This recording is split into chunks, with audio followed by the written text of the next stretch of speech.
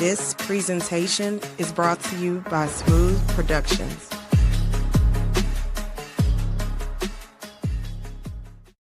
Welcome to another edition of your Wednesday Night Sports Delight, the platform sports talk show. Did she subscribe? Right. She's down on YouTube.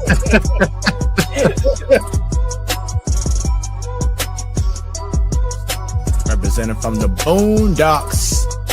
What up, Jobo? Hello, what's up? Happy Wednesday. What up?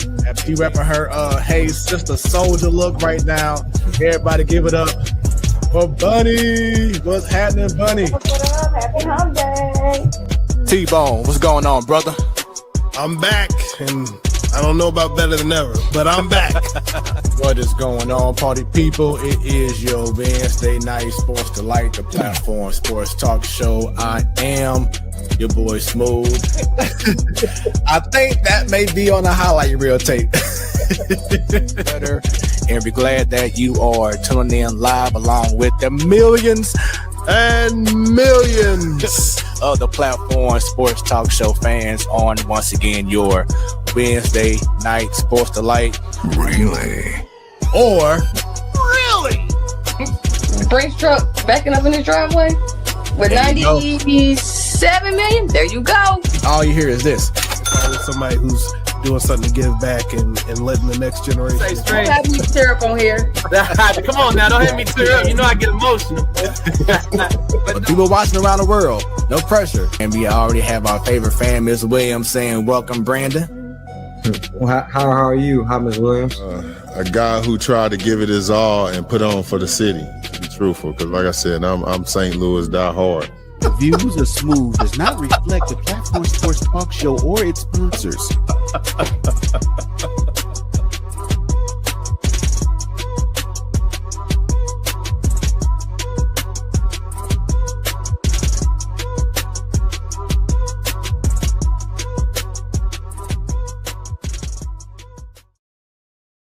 What is going on, party people? It is your boy Smooth, another edition of your Wednesday Night Sports Delight, the platform sports talk show goes down in another major way. This is your first time tuning in.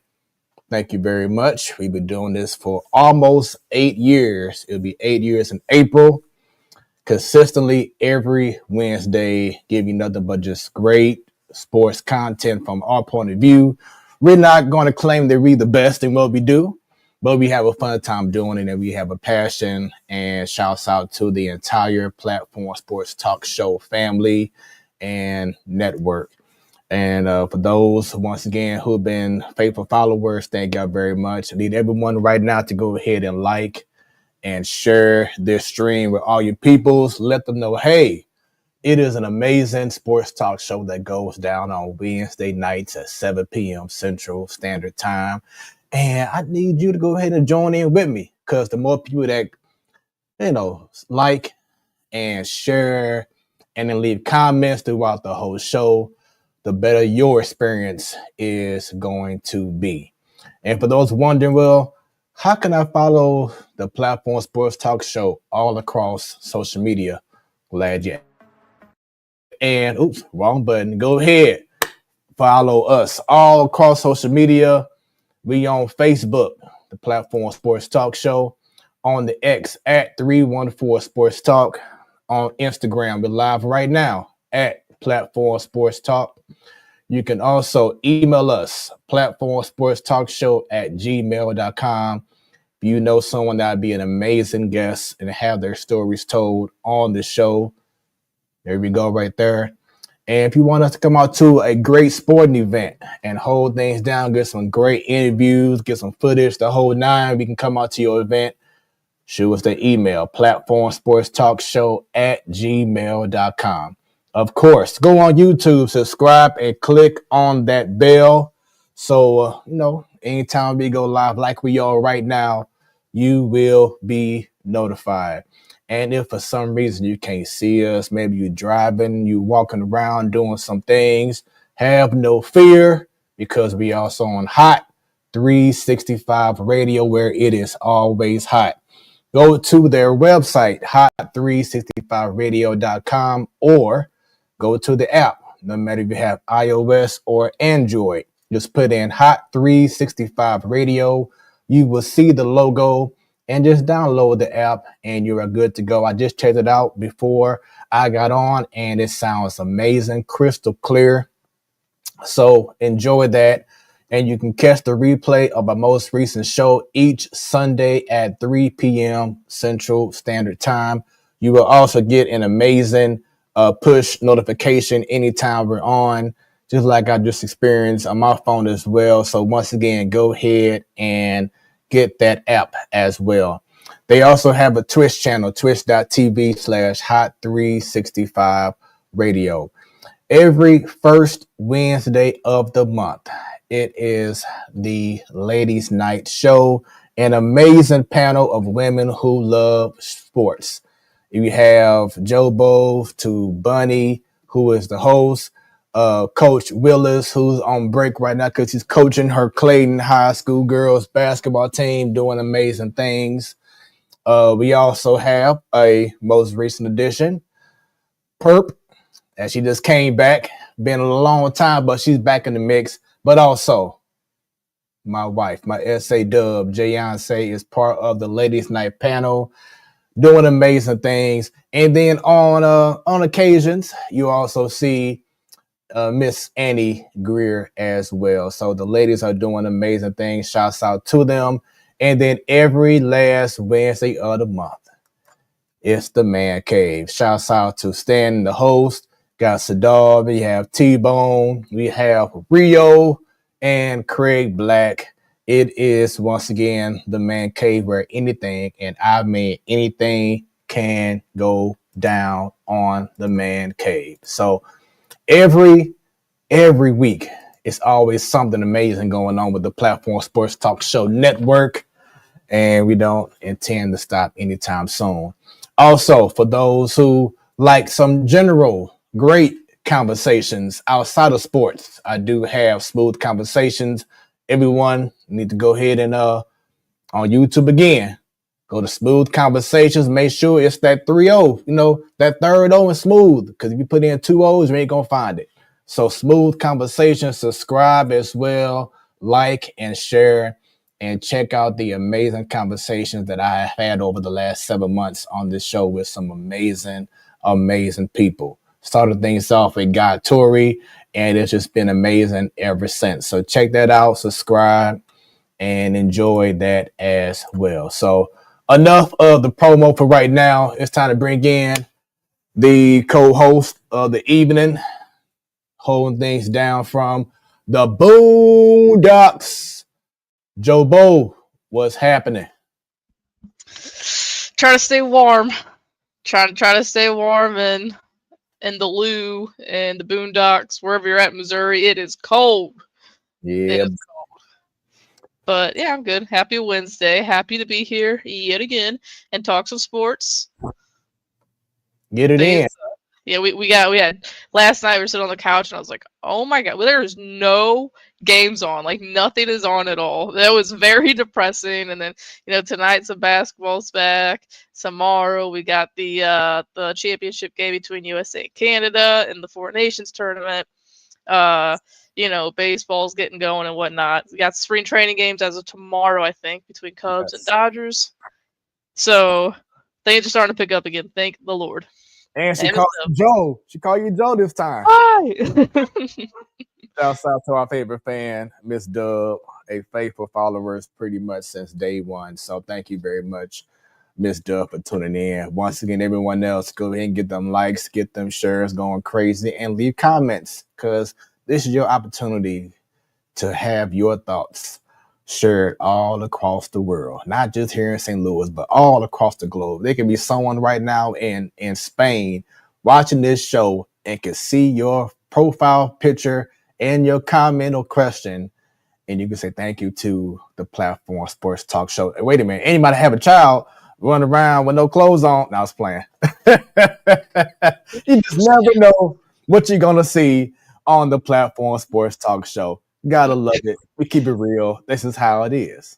Yeah, like I mentioned pre-show, she hasn't been feeling good at all this week. And last night she had another fever and wanted to take her pants off, and they've been off ever since. So whatever makes her more comfortable. Hey, enjoy it now while she's young, because she can't do the same thing when she's older. Exactly. Yeah. We have to have a talk. And can we talk? No. All right. So let's go ahead and have some fun. So as you see on the bottom of the screen, we do have the rundown in regards to what we have scheduled for this evening. Our special guest plans to be on around the 8 o'clock hour. He has his 9 to 5 going on right now. He may be running a little bit late, but we do plan on having him still on the show. So stay tuned. But let's get right into it, Joe Bo. You now have my attention. What sports story or stories has your attention? So I know, as you guys can see, USA down underneath my name. I'm gonna say that for our next topic. So I'm just gonna talk, baseball in general. No surprise with me. We got full squad workouts now, and Boston. I just want to say something real quick. Oh my God. Hold on, real quick, before we get into the Boston stuff. 2 weeks ago, I said on the show, man, why is there still guys out there like Pete Alonso and Alex Bregman? I log off, go upstairs, Pete Alonso resigns with the Mets. Last week, we talked about the Nolan Arenado situation and how Alex Bregman's still out there and pitchers and catchers already reported. Not even an hour later that night, Alex Bregman signed with the Boston Red Sox. Right. So who do we need to sign? There's no one else really big to sign. Kyle Finnegan, you're a good reliever. You're up, dude. Okay, like maybe you'll sign tonight now because I mentioned your name on the Platform Sports Talk Show. But the Boston Red Sox, man, they made the playoffs one time in the last 6 years. I think I saw, and now they finally make a really, really good big move in Alex Bregman.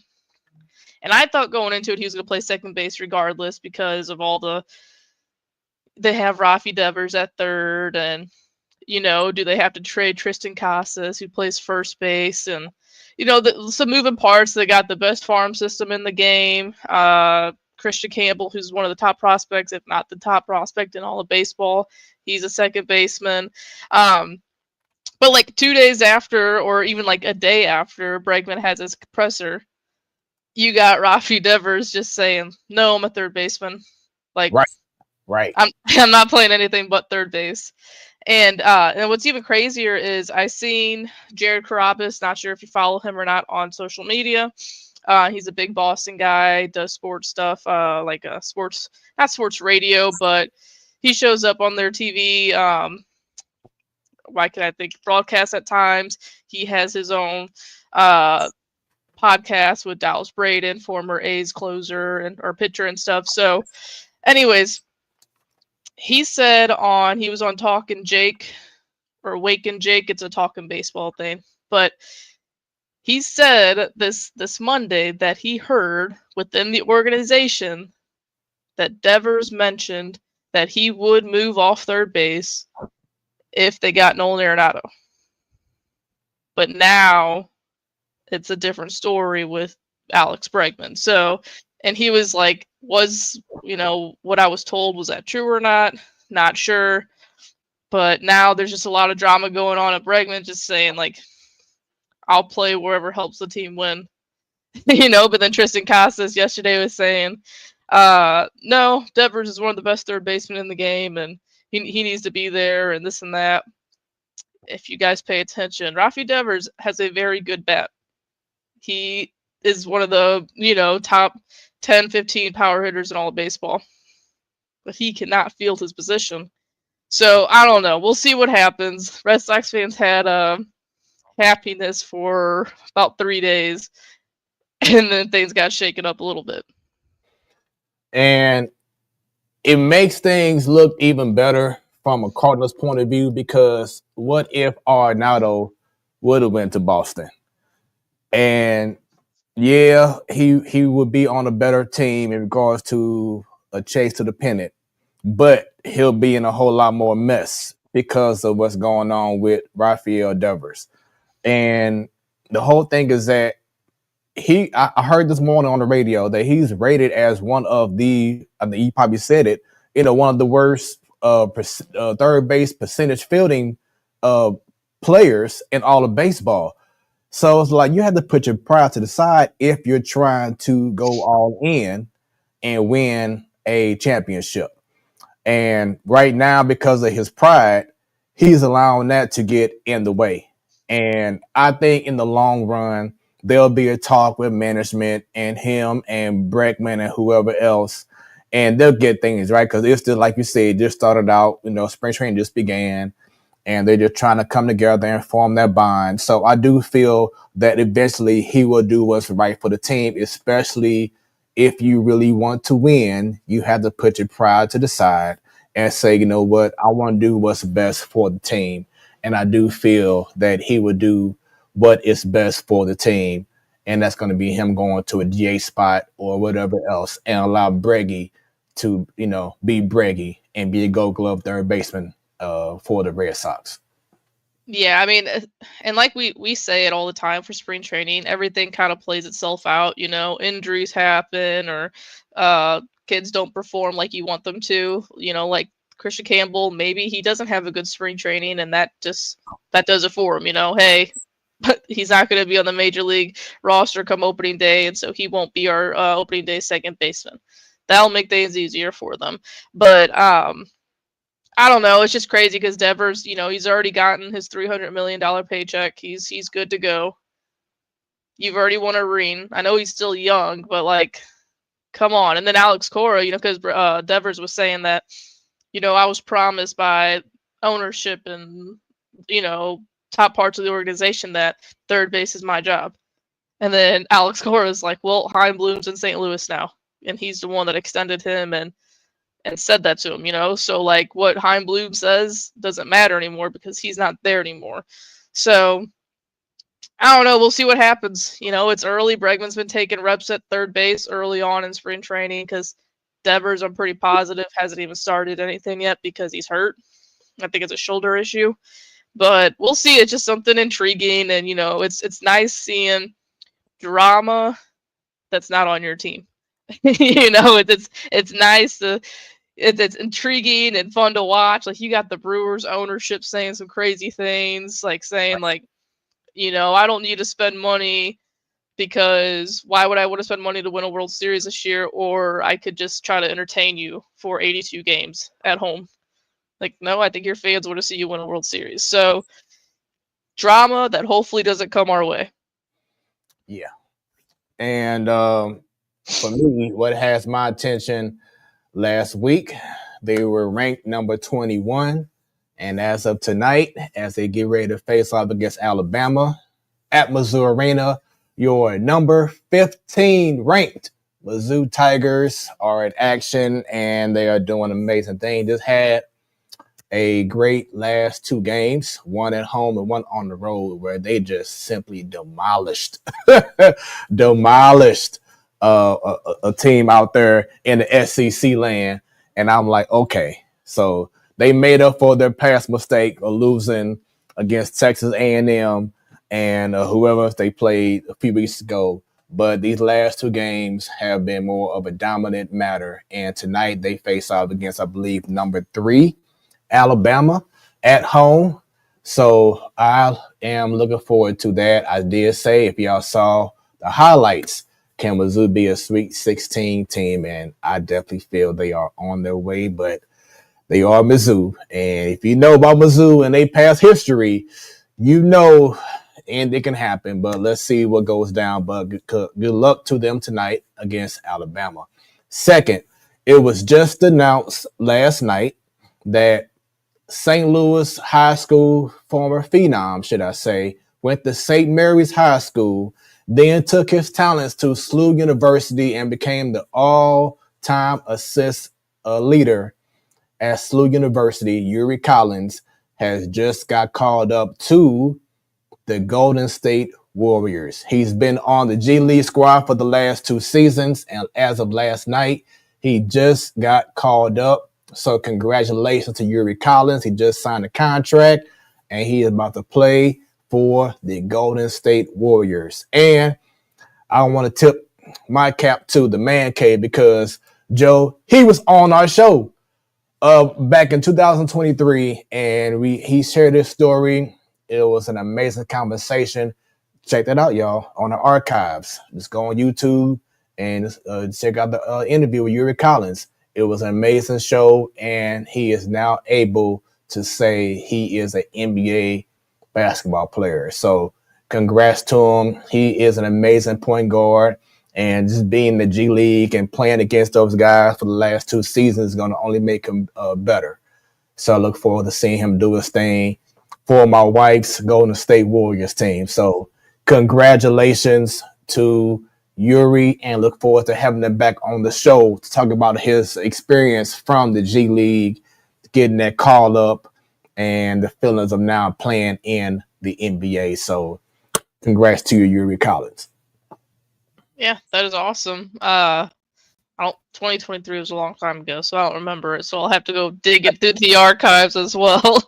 But no, that's awesome. You know, local kid making it and get to play with Curry and now Jimmy Butler and stuff. So right. Draymond, whatever. But you know, he's still a big name. So yeah, actually, if you follow, well, I know you do, Joe, but for everyone else, you can if you follow us on the X at 314 Sports Talk, I left a link to that show last night, so you can go right into it, hit the link, and check out that incredible interview that we had with Yuri Collins. But once again, congrats to him.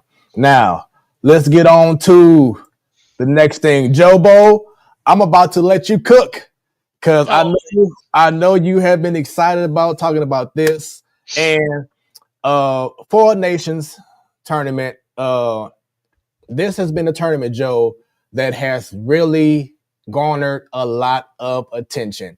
And it's gotten to the point, and I can't recall this before, but you even have NBA players talking about how the NBA may need to follow what the NHL is doing. And Jobo, I'm pretty sure this right here is the reason why this tournament has garnered so much attention. Our nation's face-off matchup is underway, and the gloves are off. Matthew Tkachuk and Brandon Hagel.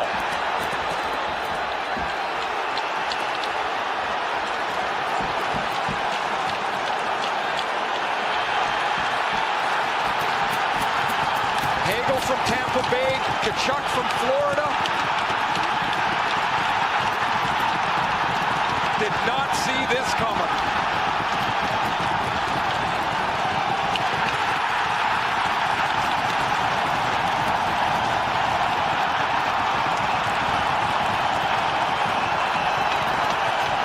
Hagel skated away as he got back up, imploring the crowd to get even more vocally involved if that's possible.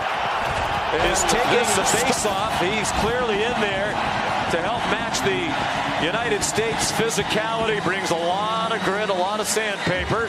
This was set. And here they come, Ray, you're right. Right before the first Tkachuk fight, this was set up. Here you go.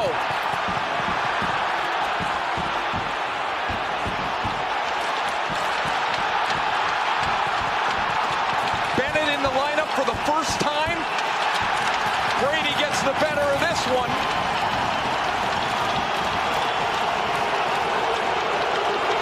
Sam Bennett, 8 years a teammate of Matthew Tkachuk. It said they Calgary happened tonight. It did. It's helped set the tone. Charlie McAvoy put one on net. Now we're 9 seconds in. We had a fight 2 seconds in, another one 1 second later. Now in the center of the action, it's Colton Parayko and JT Miller. Parayko's got a big size advantage. Miller's a tough dude. And this is like 1996 when this building opened up with the World Cup. That was the last time So Joe, I saw you said that you had like goosebumps and the whole nine when this moment happened. What was this last week, last weekend? Last Saturday. Saturday. And then guess what, everyone? It goes down again tomorrow night for the championship. So if you saw that and experienced that from Saturday, imagine how crazy it's going to be tomorrow night when Canada and USA faces off for the nation's face-off championship. So for those who are not familiar, Joe, with the nation's face-off or nation's tournament, explain to everyone what that is. I mean, it's something they just kind of just brought back, or first time they're doing it instead of the All-Star game, which we've talked about how with the NBA, which we'll get to in a little bit. You think things were just a little chippy there. And that was all within 9 seconds. 9 seconds. But no, so like I was saying last week, the skills competition's cool or whatever, but the All-Star game is just not the same. With with the NHL, same thing with the NBA and whatnot. But yeah, so they just decided to do this now. 4 nations. Does feel a little weird not having like Russia in there. But I think now that this is getting so much attention, maybe I don't know, 6 nations or something, something in the future. But yeah, just I mean, shoot, this is gaining a lot of attention, and everyone's talking about it. Like you said, NBA players, baseball players, everyone is talking about this. And oh, I don't know what he needs. 1 second.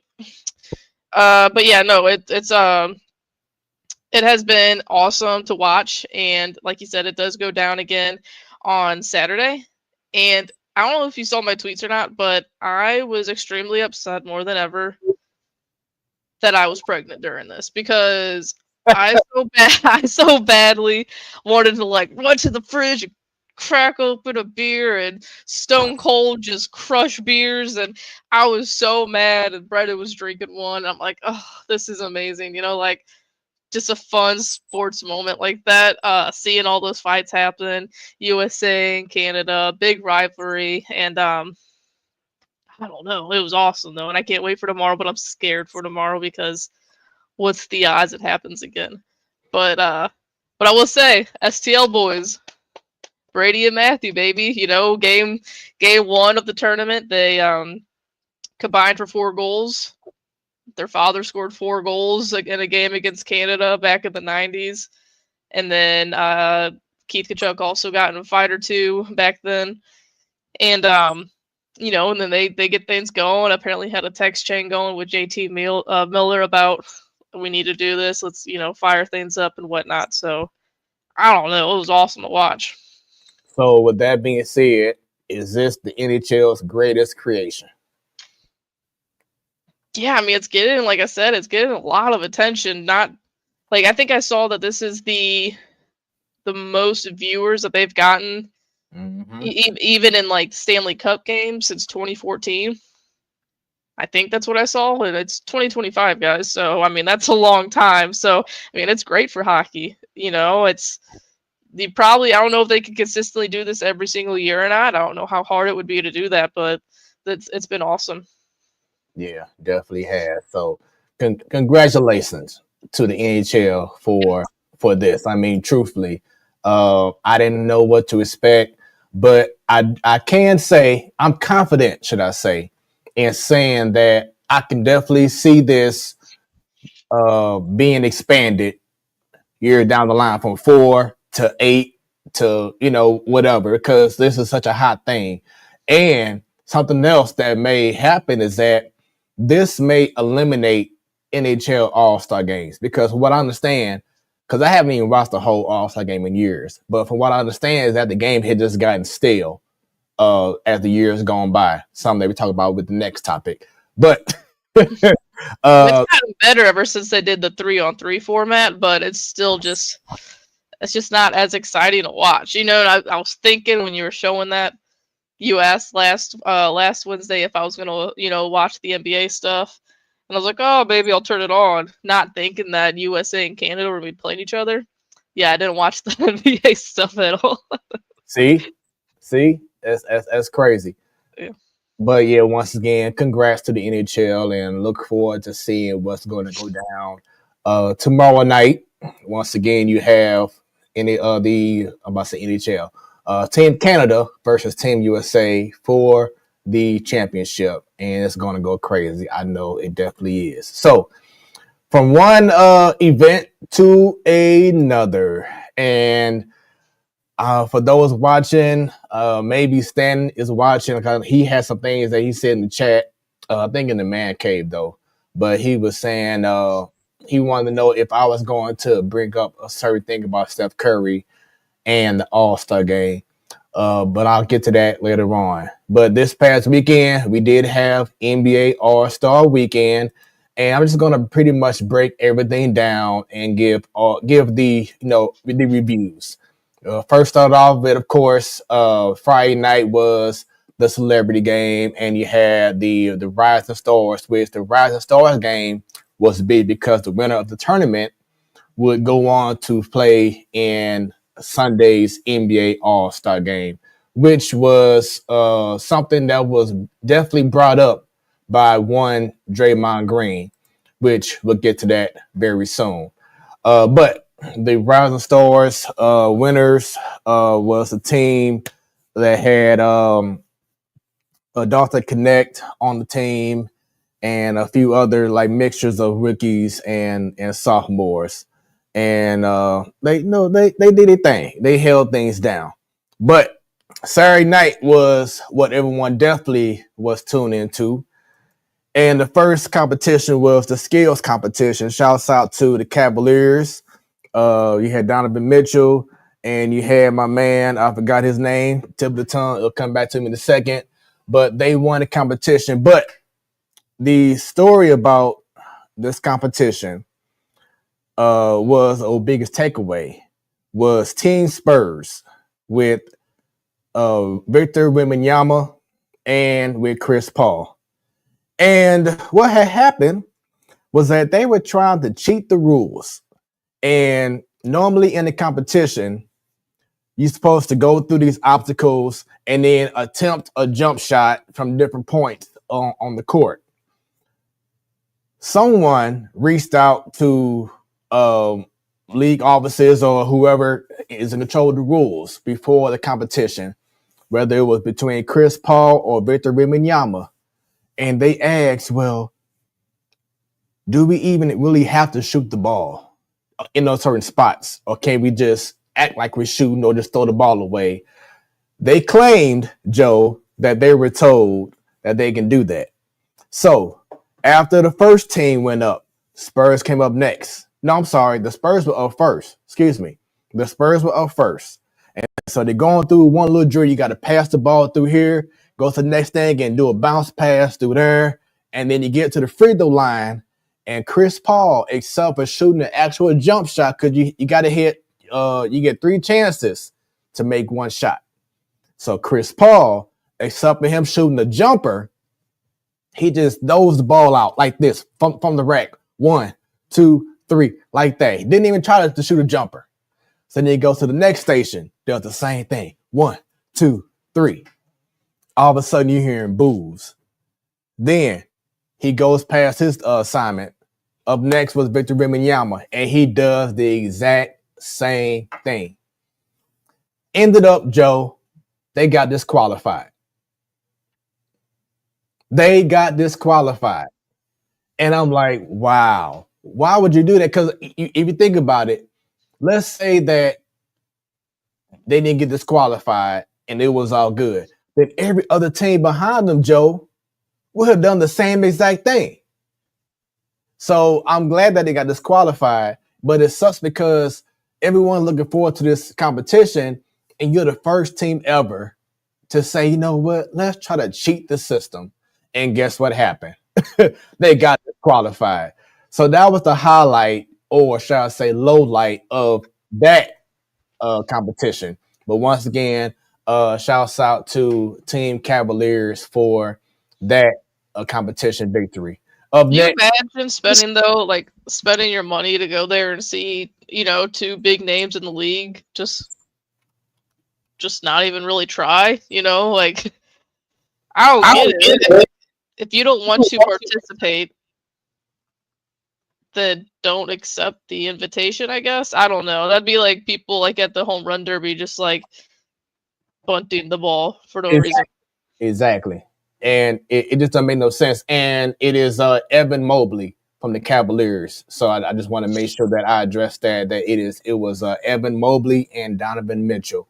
But yeah, it just, it goes back to it was people paying hard-earned money to see all these all-stars in one setting, and then you do that. It's like, and especially someone like Chris Paul, who's been in the league for almost long as LeBron James has been in the league. And you used to be the president of the Players Association. What made you think to do something like that? And then you got Victor Wembanyama. I think it was his first time doing the skills competition. This is his second year in the league. This is the example that you want to bring to another rising superstar. That's not the right thing to do. Just play the game how it should be played. Yeah, Miss Dub says, I don't see why you even enter if you don't want to shoot the ball. That's what you were saying. And then she said it's disrespectful. So yeah, just a bad look. But let's go on once again. 3-point competition, no issues there. Everything was legit. Damian Lillard was going for a 3-peat, and he fell short in the first round. The winner was Tyler Hero from the Miami Heat. And what's funny is that he had like the most funkiest shot out of everyone. But when it mattered the most, he won. He just edged out by, I think, a point to Golden State's Buddy Hield. He had a great first round. Then second round, he just missed up by a point. But Tyler Hero did win. So congrats. Now, it is time for the dunk competition. And this is what a lot of people have been saying. Maybe they should get rid of the dunk competition the whole now, because the biggest issue has been, Joe, that you don't have your best players participating in the dunk competition. Even last week when I brought up who's going to be in it, the only person that you may have known because he won the last 2 years was Matt McClung. But everyone else, you was like, who is that? What's going on? I don't know this guy. And that's been the issue. But this past Saturday night's dunk competition even had my wife going like, wow. And let me just show you the reason why Matt McClung is now a 3-time champion. Gotta catch it first. Marty. Oh my gosh. Allow me to reintroduce myself. My name is Matt. He said I'm here. Wow. He said I'm here. Yeah. On the back. It's McClung. Yep. Oh, man. Come on, bro. Let's just see what we should do. What? We should just have McClung do 5 dunks, and then we call it a wrap. And we leave. We just do 5 dunks. Nobody else shows up. We put music to it. We got two of my favorite artists over here. We got her and Sheila E. Let them sing in the background. Glamorous life going on. I got you. That's it, man. We don't need anything else right now. 3 balls in play here. As he's spinning, young man. Oh no, Vince Carter, you are being challenged for the greatest dunker in dunk history. You are being challenged right now. I think he's going to put it behind his back. First time. Because we couldn't see it, but I know what he did. He hit the front of the rim.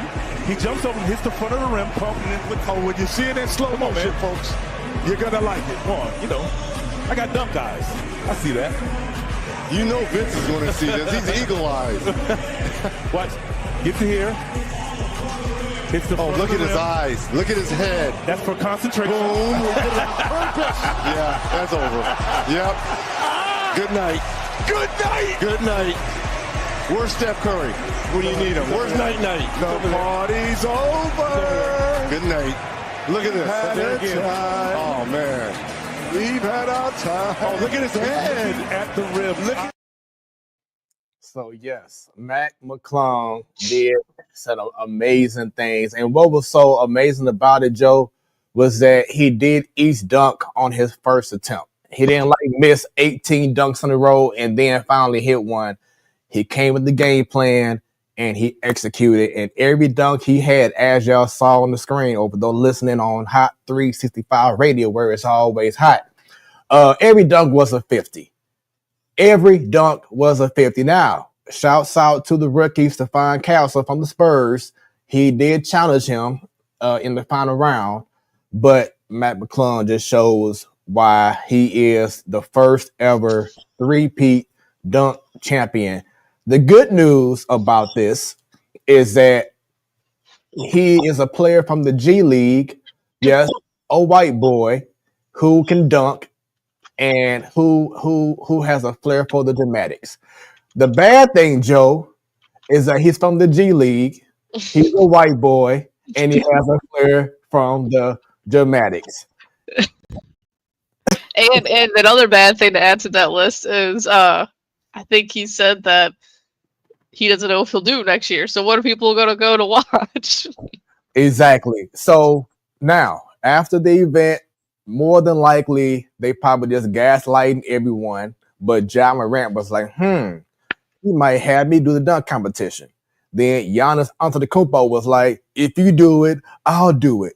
Then Zach LaVine was like, I might re-enter the competition because he used to be in a competition a couple years ago. I think they just talking smoke. Yeah. You know what I'm saying? You keep gaslighting people on social media and saying this and saying that. For those watching the show, do y'all think that they will really do this? Do you think that this will ignite not professional, but the top players in the league? Do you think Mac can get these guys to actually participate? Me, I don't see it coming. Because for them, it's like, well, what interest what's going to make me want to do it? You know what I'm saying? But the whole thing to me is that it has to be a pride thing. There's no way that you should allow for 3 years in a row a player that has not even maybe had 1 minute in the NBA to come in and take your spotlight like he has been doing. Where is the personal pride in saying, you know what, I need to be out here and get this thing going in regards to bringing in more viewers, bringing in even better competition, and saying we can't keep on allowing this G League player to come in and steal what should be ours. That's the issue, is where's the personal pride at? I don't know if it's going to happen, but I do hope that McClung has sparked that interest of people wanting to come out, and I'm sorry, not just anyone, but top dogs coming out and saying, yeah, let's go ahead and do this thing. Has anyone in years past after the dunk contest say like, oh, I might have to do it? Like those three? No. And if we know what, take it back. Years back, probably about maybe early teens years, around 2010, 2020, in between those years, Cheryl Miller used to work in TNT. She's the sister of Reggie Miller, but she's also one of the best college basketball players or professional women basketball players ever. She asked LeBron James, like, would you consider doing the dunk contest? I can't recall who did the dunk contest, but he was like, oh yeah, next year I definitely gonna have to, get into it. And he never did. And as I said on last week's show, he is, I feel, responsible for a lot of the best players in the game not doing it because they saw him not doing it. And it's like, well, if he's not doing it, he's supposed to be the face of the league. Well, why should I? And I think that trend has still been going on ever since then. So yeah, you mentioned that last week, and then it might have been Saturday morning. I woke up and there was an article about just breakdown of years past of of LeBron just not doing it, and that I can't remember who the writer was, but doing the same thing of like, hey, maybe the dunk contest wouldn't be dying like it has been, because LeBron hasn't stepped up. But I mean, it seems like not even just the dunk contest though. I mean, if LeBron's hurt, the All-Star game, the dude could even dress up for a team picture, So I mean, he's getting some heat just all around, I guess. Yes, I'm glad you brought that up because that's going to come up next. So Sunday night, we had the first game, Kenny Smith's Young Stars versus Chuck's Global Stars. Global Stars won. This was the first time that they had a whole new format where it's a round robin. The winner of each round is the first to score 40 points. So no time outside of the shot clock. There was no actual time limit or anything. Just the first to 40, which I thought was a fresh idea. In the first game, it was pretty competitive. The next game was the matchup with Shaq's OGs versus Candace Parker's Rising Stars. That was the winner from the Friday night Rising Stars competition. And that actually was the best game of the whole night. And the reason why it was is because you had the Rising Stars /sophomores, the rookie /sophomores proving themselves against veteran players. And do you know, Joe, could you imagine how embarrassing that would have been if OGs, like in the likes of Damian Lillard, Steph Curry, James Harden, Durant, Tatum, would have lost to a bunch of sophomores and rookies? Yeah, that would have sucked. So that was the biggest game of the evening. However, it drew a lot of criticism from one Draymond Green, and this is what he said. This question leads to where he wants to go. You work all year to be an all-star, and you get to play up to 40, and then you're done. This is so unfair to Victor Wembanyama, who just took this game really seriously, Shai Gilgeous-Alexander, who just took this game really seriously. When you talk about chasing after the points records, Melo and Kobe and all these guys who've had great scoring nights, they don't get the opportunity to do that with this game. Also, we can watch some rising stars. We're about to watch the Olympic team. Now we get the treat of watching the Olympic team play against a U19 team. Come on, what are we doing? This is ridiculous. Yeah, Kenny's team is done, by the way. Chuck won. Kenny's team was the one that's eliminated. Yes. Yeah, so SGA's still in it, Victor in it. But you're talking about the scoring records that we've heard. Tatum leading all scores, 55 a few years ago. It's harder to catch now. They can't do that. They don't get to etch their name in the history books. It's the reason you get an all-star, Kobe Bryant all-star MVP award. Scale of 1 to 10, your thoughts of the format? 10 being the best. Yes. A 0. Sucks. Same basketball. I just wish you were more honest. I'll tell you what. He killed me that he had to ask. 10 being the highest? Well, no shit. He was doing that to be funny. So a couple of takeaways from that. He brought up earlier how this all-star format would affect scoring records and how Adam Lefko brought up Jason Tatum, your other boo thing, Jobo, and how he has the record right now, 55 points. The only reason why Jason Tatum scored 55 points is because they don't play defense. They don't take the game serious. And that's the only thing that Draymond left out in regards to his whole rant. He did have a few points. One of the points that he brought up was having the rising stars in the game, and not, even more all-stars or whatever it is.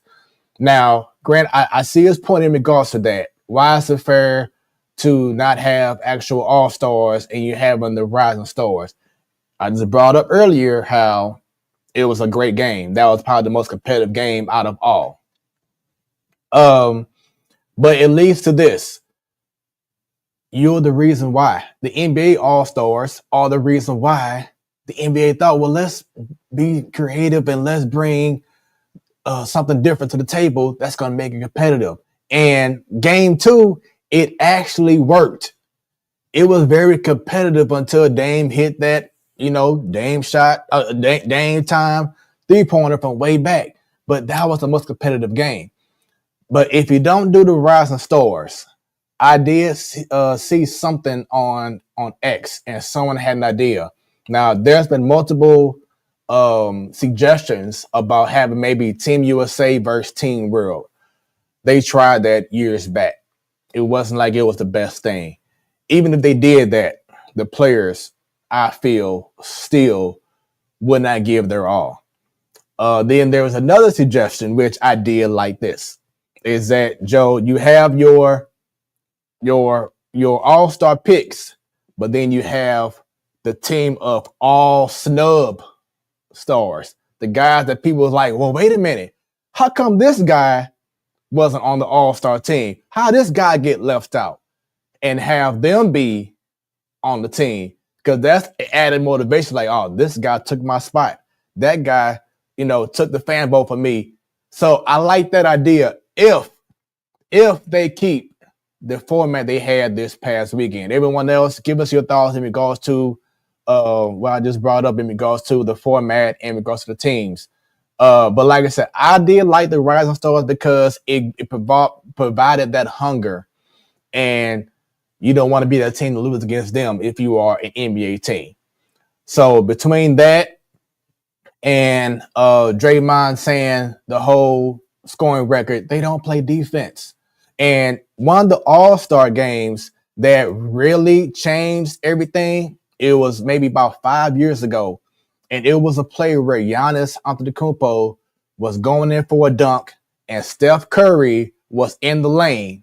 And itself and Steph Curry playing defense during the All-Star game, Steph Curry laid down on the court like this in a fetal position and let Giannis dunk the ball. Once that moment happened, it's like, not saying it was just that, but it highlighted. It kind of like raised the red flags, like these players aren't taking the game serious no more. And that's what Draymond left out throughout the whole tangent that he had, was that he neglected to bring up that his fellow peers are the reason why the NBA All-Star game isn't what it is right now.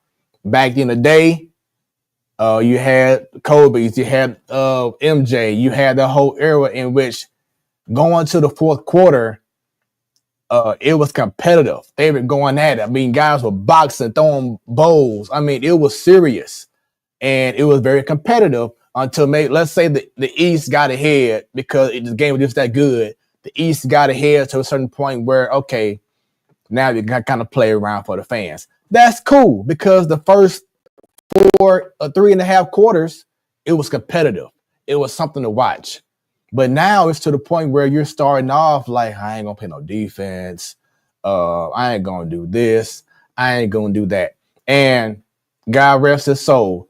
But like Kobe Bryant even mentioned this, Joe, that the All-Star game that he knows and loves, it was competitive. It was serious.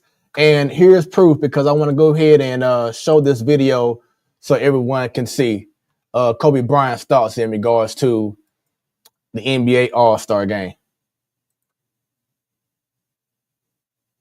I think the All-Star game in general needs a little revamping, because it used to be competitive. Yeah. It used to be competitive, and fans want to see the best pickup game in the world. That's what this is. They don't want to see you running up and down and dunking and doing all this crazy. They want to see what happens when you get this collection of best basketball players on the planet, and they play and they go head up against each other. Man. I mean, you guys play harder at a pickup game in UCLA. For real. And ain't billions of people watching. For real. Definitely do. You know what I'm saying? Definitely do. They gotta turn the it All-Star up. game needs a little changing. I always love competing in them. I didn't lose many of them. Nah, me you and was CP one. used to Nah, talk you all was the one time. of the Like, hold on. ones. You took it serious. Yeah, we went it. Like, I don't think me and CP, when we played together in All-Star game, I don't think we've ever lost a game. Yeah. And we used to look at each other and say, okay. Oh, shit. If they don't want to play, we gonna play. Fourth quarter, let's go get them.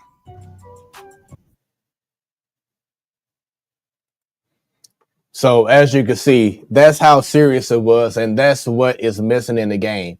And you miss that competition from guys like Kobe. And Miss Dub says, I didn't watch it this year, but I liked tournament style last year. So there we go with that. And also, Steph Curry was the one who brought this up to Adam Silver. Steph Curry, who is Draymond's teammate, Jobo, is the one who spearheaded this tournament style because he wanted to help find a way to make the game more competitive. So there you have it right there. Now, that was the first two games. The final game was what I feel was the biggest disappointment, and that was the OGs versus Chuck's Global Stars. You see the score was a 16-point lead. I thought that the championship game was going to be very competitive, and it was not. Chuck's Global Stars had a lot of height, a lot of skill, and you had 7-foot guys the whole game just shooting 3-pointers. While Shaq's team had their tallest guy was maybe Kevin Durant at 6'11". Everyone else was like 6'8", 6'9". It was a clear size advantage, but Chuck's Global Stars, who had Jokic, Wembanyama, Karl Anthony Towns, and other guys, they just like, I'm gonna just keep on shooting threes. I'm good. And that's what sucked. That's because even my wife was like, yeah, that game there just really didn't do it for me. I'm like, yeah, it was very underwhelming. So that was disappointing.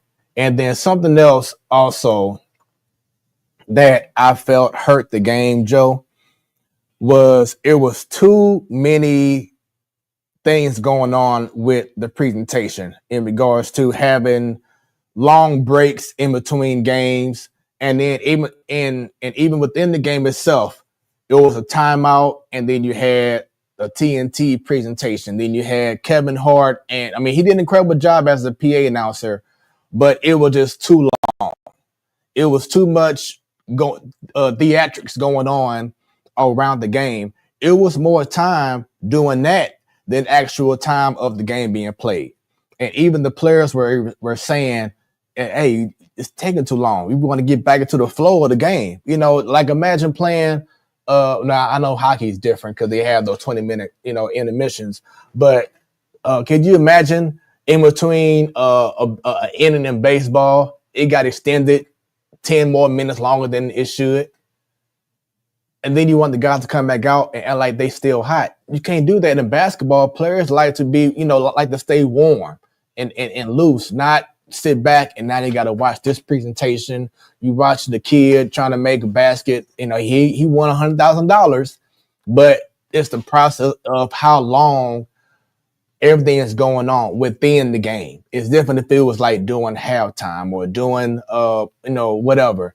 But it was actually doing games where they had long intermissions of doing certain things. And it kind of took away from the game itself. So the NBA has to do a better job in making sure that the games remain tight, the players are staying on the floor, and you don't have too much theater going on around the game. So yeah, I mean, it'd be easy for you to lose the adrenaline that you had, for the game. But it was funny, like I said in chat, it's like I saw on social media, like, oh man, this is bad, this is brutal. And I told Brennan that, he goes, really? Fred just said that this is the best it's been, in a while, like, the format and stuff.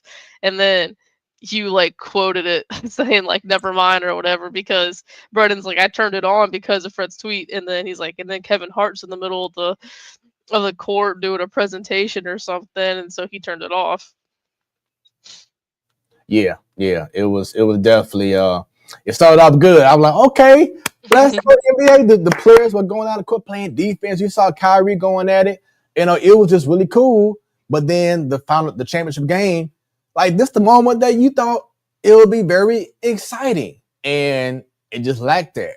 And so, if they brought back the All-Star game, I would love the same format. On the other end, Jokic said this recently. He said, which I'm pretty sure a lot of other players are thinking this too, and a lot of other fans. Just get rid of the All-Star game in its entirety. Unless you find a way to have these guys be more competitive.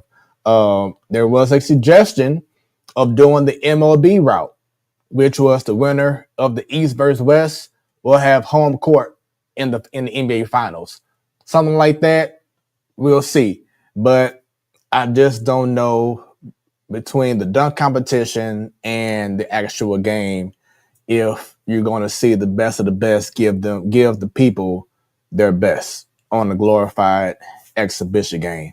So definitely a lot of questions right now, and we want everyone who's tuning in right now, whether you're on X, on Facebook, on YouTube, on Twitch, to leave comments. Give us your thoughts, give us your suggestions. We want to read your comments and interact with you, and just see.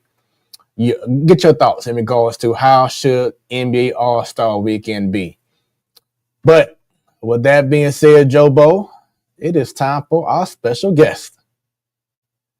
So Joe Bo didn't have the chance to speak with this man last time because she was you was on vacation, Joe. Yeah, don't worry though. I was on the balcony commenting and stuff while I was looking at the beach, so it was nice. And I know that it meant a whole lot to have him on the show because he's going to talk about some baseball, and it should be a great conversation. He was on our show a few months ago, and it was one of our most viewed shows that we had. I mean, it was over 700 people that was tuned in to get to hear this man's thoughts. People can bring questions in the whole nine, and he's back again. He apologized for being a little bit late than usual, but he's a working man. We're going to talk about that and so much more. Without any further ado, bringing back in baseball writer, baseball lover, Mr. Kyle Reis. Right. Kyle, how you doing, sir? I'm doing okay. There I am, right down there. That's where I am. How are you guys doing? Man, we are doing great. It's great to have you back on the show.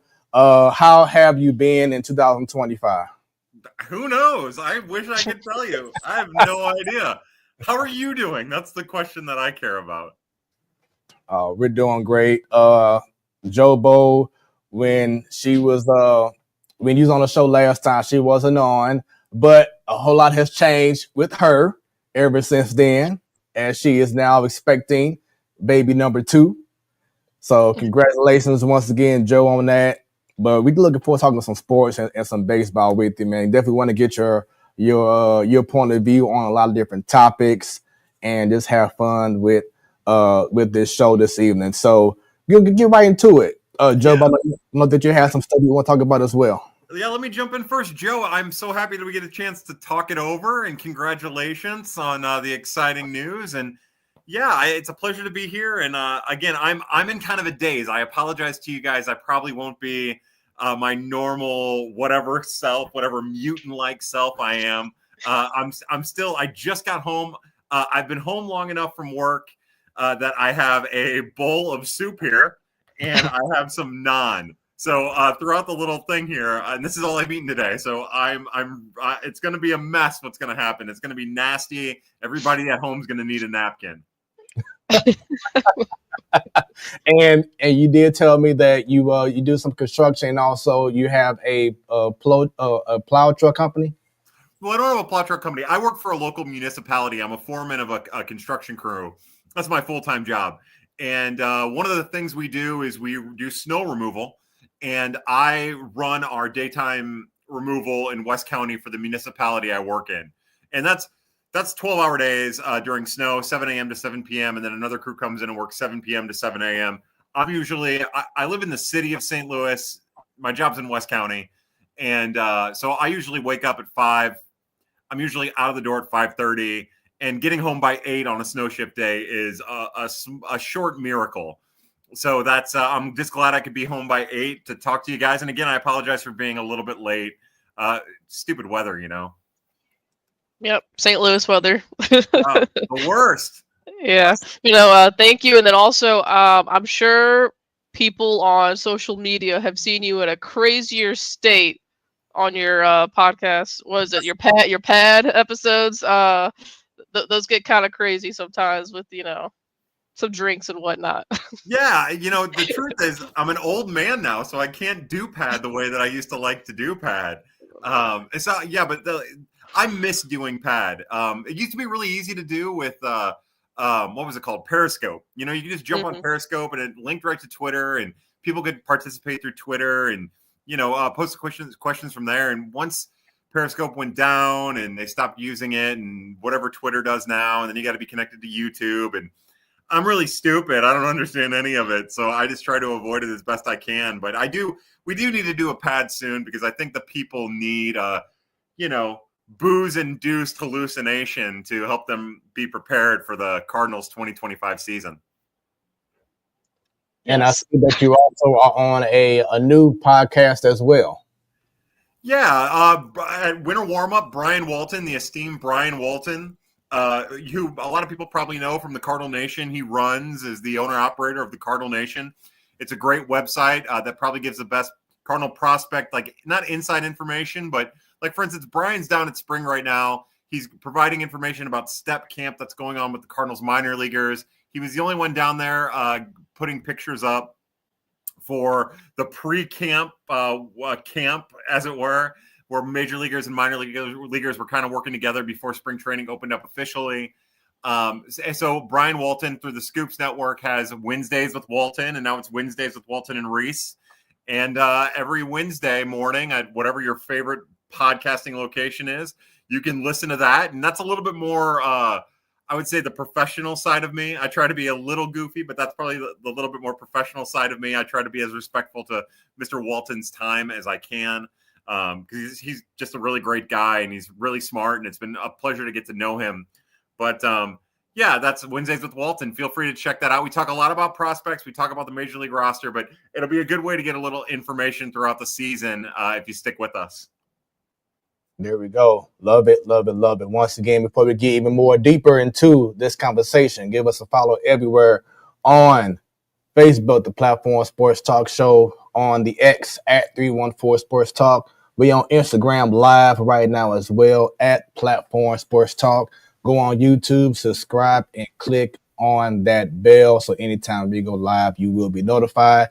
And also, we on Hot 365 Radio, where it is always hot.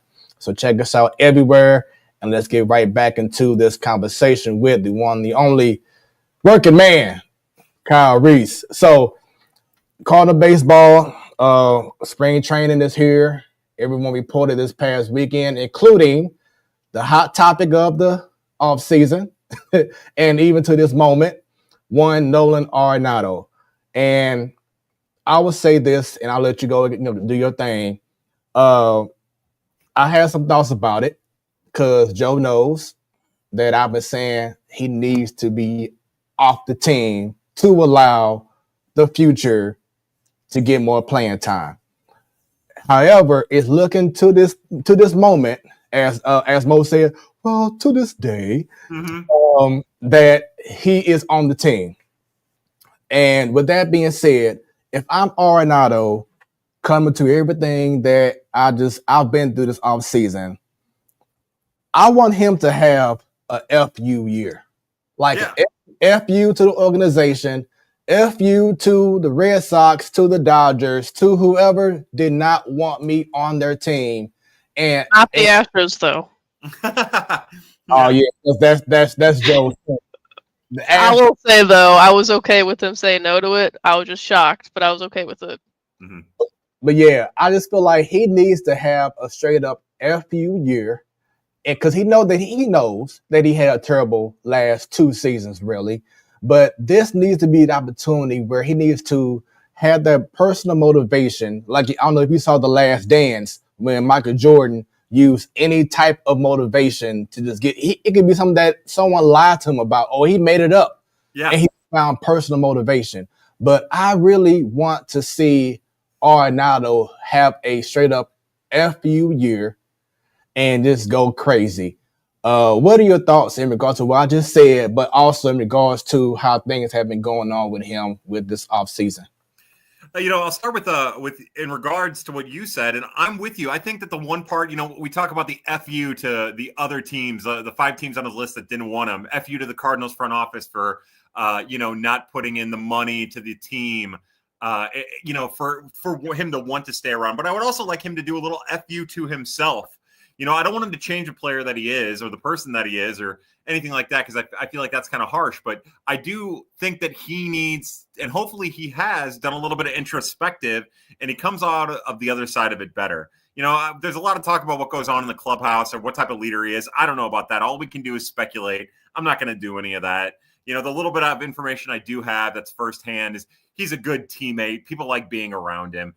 He takes his profession really seriously. But I just want to see him loosen up. Like, my hope is, I hope he has the 2022 season. That would be the most amazing outcome possible. Just a repeat of that or something better, or what he did in Colorado. Even though that's, counter to what we've seen more often than not. I just want him to relax and hope that this new environment that isn't all about winning, it's all about developing, gives him a chance to develop, I don't know, into a player that can have fun but still be saucy. Because that's what I want to see. I think he's best when he's saucy. Says the guy trying to eat a bowl of soup during a podcast. So that's what I want. And as far as how it all went, there's a lot of hearsay there too. I'm glad the offseason's over. I said it on Wednesdays with Walton when Brian and I talked on Monday for our recording that came out today. I'm done with it all. I'm excited that as of right now, we're done with it all. And sure, when we get to the deadline, more than likely, the Cardinals are going to be below 500. They're going to be out of a playoff race, or maybe even out of the playoff push. And we'll have to revisit all of this trade talk. But to be honest, I just want to watch Cardinal baseball, and I want to be able to make comments on Cardinal baseball and judge Cardinal baseball. Not a lot of the stuff that's going on right now. I do think it's funny, and again, another point I brought up on Wednesdays with Walton. I do think it's funny that now they've changed their jargon from reset to transition season, and really the only thing that's different is Nolan Arenado's presence. All right, if Nolan's not going to be here, it's a reset, and if he's here, it's a transition year. And that's funny to me because it really doesn't change anything. More than likely, this means that Brendan Donovan is going to be your utility player. Maybe Lars Nootbaar plays some center. But, man, I'm telling you, I don't think that other than the wording that's coming from the organization, I don't think Nolan Arenado's presence actually changes much. So that's my long of it. I definitely, as the guy who writes about prospects, well, I don't write about prospects anymore, but the guy who blowhards about prospects, I would have loved to have seen Thomas Sajaci get a real chance, the chance that Nolan Gorman's getting, because I think that's kind of unfair too. But I just want to make sure that Jordan Walker is getting his proper chance with the proper cultivation, that Mason Wynn still feels like he's cut out and carved out a part of his own being. That Brendan Donovan gets a chance to lead because that kid's a natural born leader, and that the pitching opportunities are there because right now, at the end of this long diatribe, they do not seem to be there other than injuries happening. So that's my long, this is where I stand after a long, quiet, but loud off season. You, I literally thought of you whenever they mentioned the word transition after mentioning retool for months. It's because you kind of knew that was going to happen. If they weren't going to be able, sorry about my child. I love it. Hello. Mia, you say hi. Girl. Yeah. So they went months of saying the retool, and it's everyone kind of knew it was going to happen.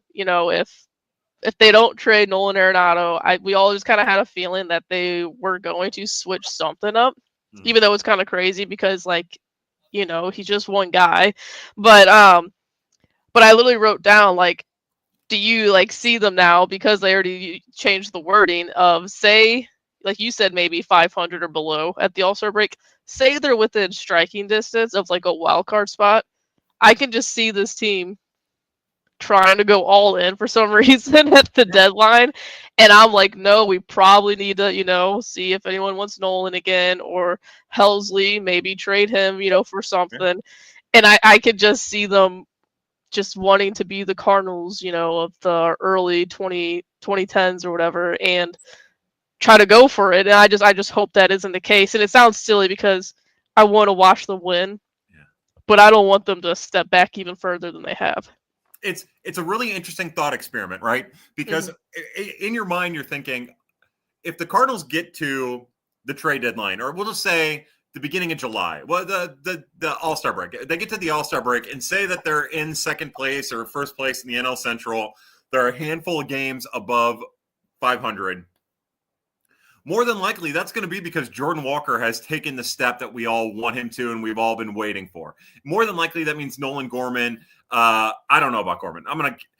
More than likely, that means Lars Nootbaar has continued to be healthy and show signs. Some of those underlying metrics will come to the forefront and help catalyze like a really strong season. That the pitching has started to normalize. So it's kind of a weird thought that, like, all right, so then you do get to the deadline, and if Mason Wynn and Jordan Walker are leading your offense, and Wilson Contreras is a monster, potential MVP candidate because of what he's doing at the plate, then in your mind, it's like, well, actually, it would make sense to buy a little bit here as long as you're not compromising like the the potential high-end pitching in your organization. So I'm with you. I think it's a dangerous, slippery slope. But when we do get to that point, I think it's going to be interesting to see who is the catalyst for whatever winning and losing is happening. Because if it is those guys, if those guys end up taking that step, then it does make sense to add, if you add properly, if you add correctly, not just rentals, although that's probably all you're going to be able to get for the capital you're willing to trade. But yeah, look, I'm just fascinated to see how this season goes. I have a personal interest in all of these guys succeeding, like Ivan Herrera getting a real chance. Brendan Donovan, again, all those guys we've talked about. I'm just excited to see them get a chance, and hopefully it is their team. It's not the organization's team, right? And they're just getting to roll. I agree. And if I am Nolan Gorman, and let's say Arenado is on the team for opening day, if I'm Nolan Gorman, how pissed am I? Yeah. Well, he's kind of a really even-keeled guy who doesn't really have a whole lot of personality. So at least my experience with him. And you're probably not all that pissed because you're just thinking about what kind of popcorn you're going to be able to eat, depending on what diet you're on. So yeah, look, I would think that the only person that Nolan Gorman has to blame for his predicament is himself. His inability to adjust to his streaky nature has gotten him to the position where he has to fight for a position. Now, he can only be so mad because the Cardinals continue to say that he's going to get a chance regardless. He's going to get that runway. Never mind, he's gotten the runway in the past where he doesn't have to worry about getting sent down or how bad his performance is. He had that last year for months and months and months, and they finally had to send him down because he was not a major leaguer. So the fact that he's even getting an opportunity, if he's mad about Nolan Arenado being there, which he is, and I doubt he is, then that's on him. And if he's not using it to motivate himself, if he's not doing the F you to everybody like we're hoping Arenado is, then, honestly, he's probably not cut out for high-stakes Major League Baseball anyway. And you brought up Jordan Walker and other guys.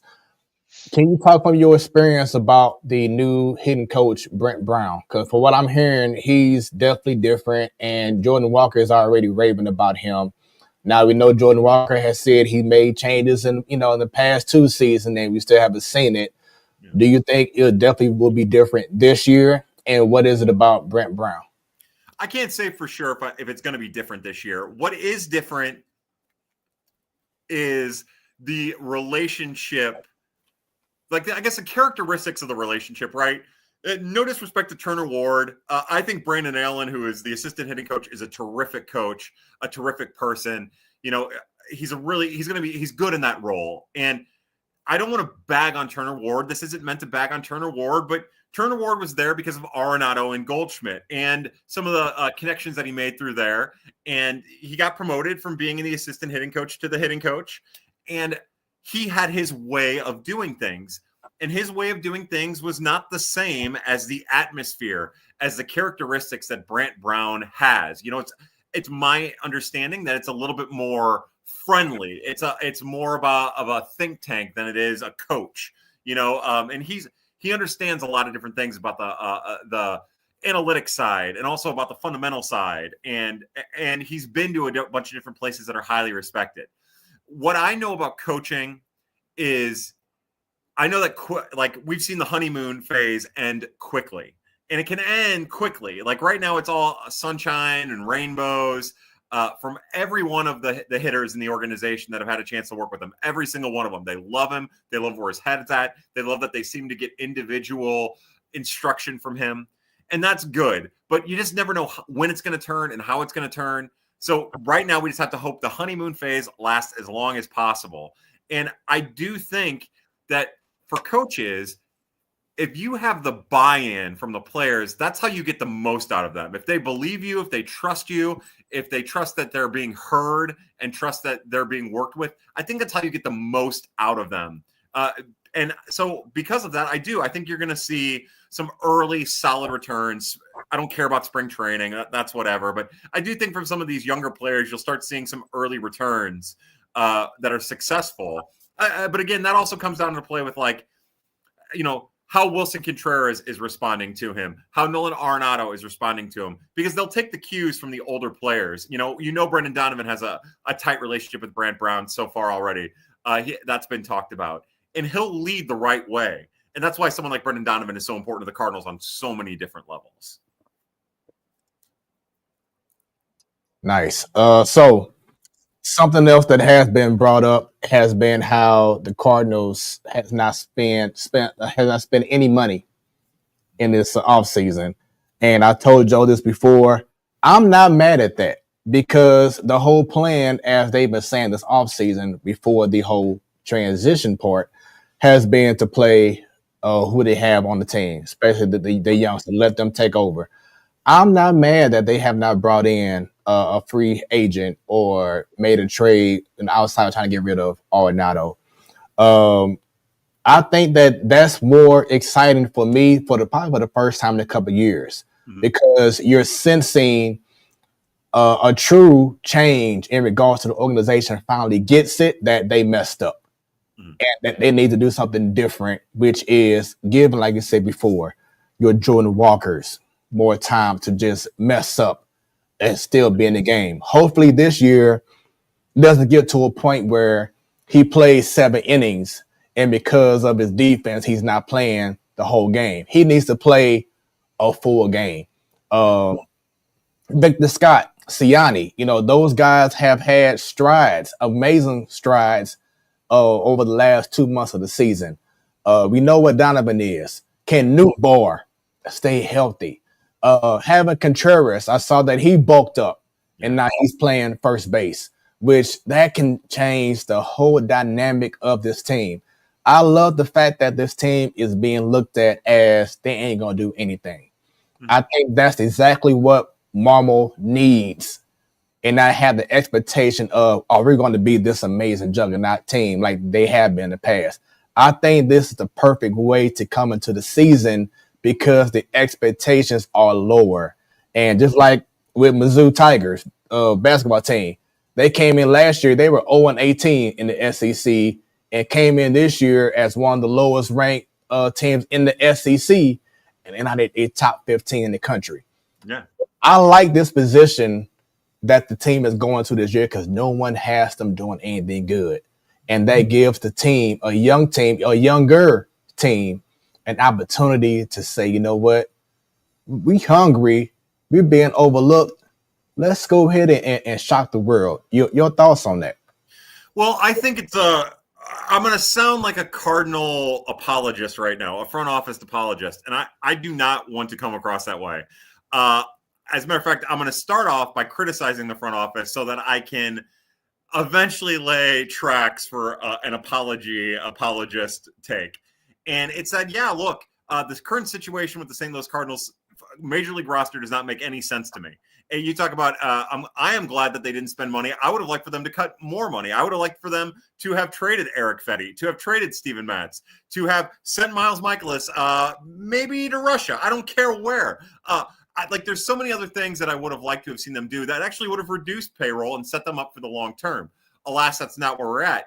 But they did spend quite a bit of money this offseason revitalizing the organization and bringing in people who are going, I firmly believe, having had interactions with them, whether it be the minor league instructors, Rob Cerfolio, all of the new people brought in, that John Mozeliak estimated was between a 20 and 25% cost increase on the instructors and at the minor league level, just in salaries alone. Evan Goforth, or Ethan Goforth, the new catching coordinator. Like, when you talk to other people in baseball who follow and write about baseball, and I'm fortunate enough that I do have the ear of some people, not Cardinal related, but that write for BA or Fangraphs, or like when you talk to them, and a connection I have with the Marlins, a connection I have with the Dodgers, like when you talk to them, it's like, no, these are really good people. Like, the Cardinals had to buy these players away from their organization. It wasn't just like, oh yeah, you can get through. Like, they really did invest into the right people to turn the organization around. And I'm a big fan of the Cardinals scouting department. I think personally, the Cardinals scouting department has been handcuffed by the player development side under Gary LaRocque and specifically Tim Levesque, although they're both really great guys, and I don't mean to disparage their many, many accomplishments over the years. I've been pretty critical of Gary for over 5 years now, but the sport passed them up and their usefulness up. And now that they're not there, Levesque is in a different role, but now that Gary LaRocque's not there, and that these new people are in, new people that the Cardinals have invested serious financial capital in, I don't know if we'll see the ramifications or if we'll see the benefits of that right away. I would imagine some of those results will come slowly, but by this time next year, maybe not this time, maybe 14 months from now, I think we'll really start to get a feel for how important this change was for the entire organization. And that's why I'm glad that they didn't spend money on the major league roster. It's why I'm glad that they're continuing to invest into the minor league system, because I get excited about prospects. I get excited about guys who might have a chance to make an impact at the major league level that we all get to enjoy and learn about at once. So to your point, my man, like, I understand why they didn't spend money. I think in a long way, it was a right thing to do. I think fans in general think that it was the right thing to do. And I think fans in general would have liked to have seen them continue to trade off some of these pieces. And I think that my consternation is still with, like, I don't know what the major league team is or what their goal is, other than to be competitive, which is just a rehashing, a regurgitation of the same futility that we've dealt with for the last five-ish years there. But I do know that the communication level, and communication is a word you're going to be hearing nonstop until Chaim Bloom takes over. The communication that's going on with the Cardinals front office, the instructors, everything right now is at a level that it has not been at since, maybe even since I've been covering the minors for like 10 years or however long I've been doing it. It's on a whole different level, and everybody has bought in. And again, buy-in is pretty important. So again, I know this was a question about the major league roster and about money and finances. I think that they've spent money properly the right way on the minor leagues, and I still just want them to figure out whatever the hell they're doing at the major leagues. And yes, you would definitely answer that, because I brought it up before too, which they don't get enough praise, is what they have done behind the scenes with the organization, bringing in more coaches. Because I think they reported that previous years, we only had like maybe, let's say other teams would have 12 or 13 coaches on staff in the minor leagues, but then we only had like 3 or 4. It just wasn't right. It wasn't being ran correctly. So I'm glad that you highlighted that, because that can actually be the difference in regards to when a player is leaving the minor leagues and gets called up. It's not like, I have to learn all this all over again, because that's what Jordan Walker has been going through, because he wasn't taught certain things while he was in certain levels of the other minor leagues. Now they get the opportunity to get the correct teachings down them levels. So now when you get to the pros, it's like, okay, you don't have to worry about hopefully going back anymore because of what you're missing out on. So that's what I like. That's what I'm excited about it as well. Joe, go ahead. No, I was going to say the communication is the most important thing because, you talk about like what Jordan Walker has or didn't do. I think had we revisited the Jordan Walker situation back to 2023 when he made his major league debut, that never would have happened because the communication would have been so that the people in charge now would have been like, no, look, this guy just isn't ready. He's not ready. Sure, he hit a couple early home runs off of some impressive pitchers early in spring training, but that old regime would not stand in the way of it or would not provide the communication, would not ask for the communication from the proper people in order to get the best outcome for the players, and I think that's going to be the big thing we're going to see. And again, new instructors, of course, they're going to be teaching the right things. They're going to make sure the fundamentals are sound, make sure that you have a catcher who's not inequipped to throw down to second base when he makes his major league debut and is in a prominent role. Like that'll be out of the way. But I just think the communication that's going to happen on a daily basis with this organization won't put Victor Scott in a position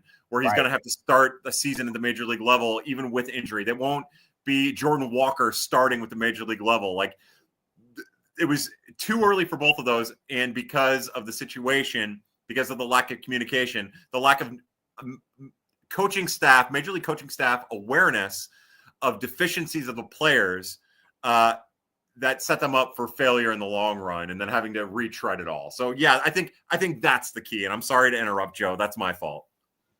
No, you're good. It's just crazy also. It's like with Jordan Walker, it's like the older I get and the more I'm on social media and like follow people like you and whatnot, I see just how behind the Cardinals have been for so long. Because I mean, we drafted the kid as a third baseman, and we already had Nolan Arenado. Gorman was a third baseman, and we just didn't have the proper guys in the minors to help him. And then they had him playing third base in the minors. They didn't even move him into the outfield right away.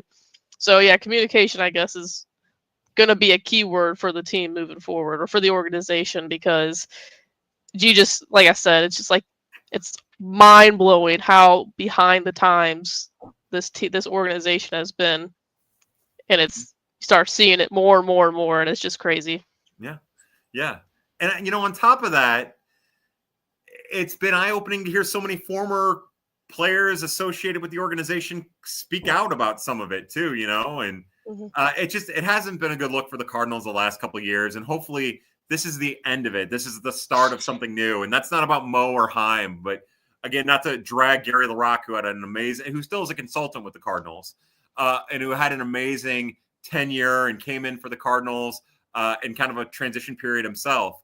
But it's just to say that right now they've got forward-thinking people in the organization on the development side of the organization to pair with really smart scouts and a really strong strength and conditioning staff that should help set the Cardinals up for success for hopefully the next decade. If the proper players are given the proper opportunity and the proper sequence of events.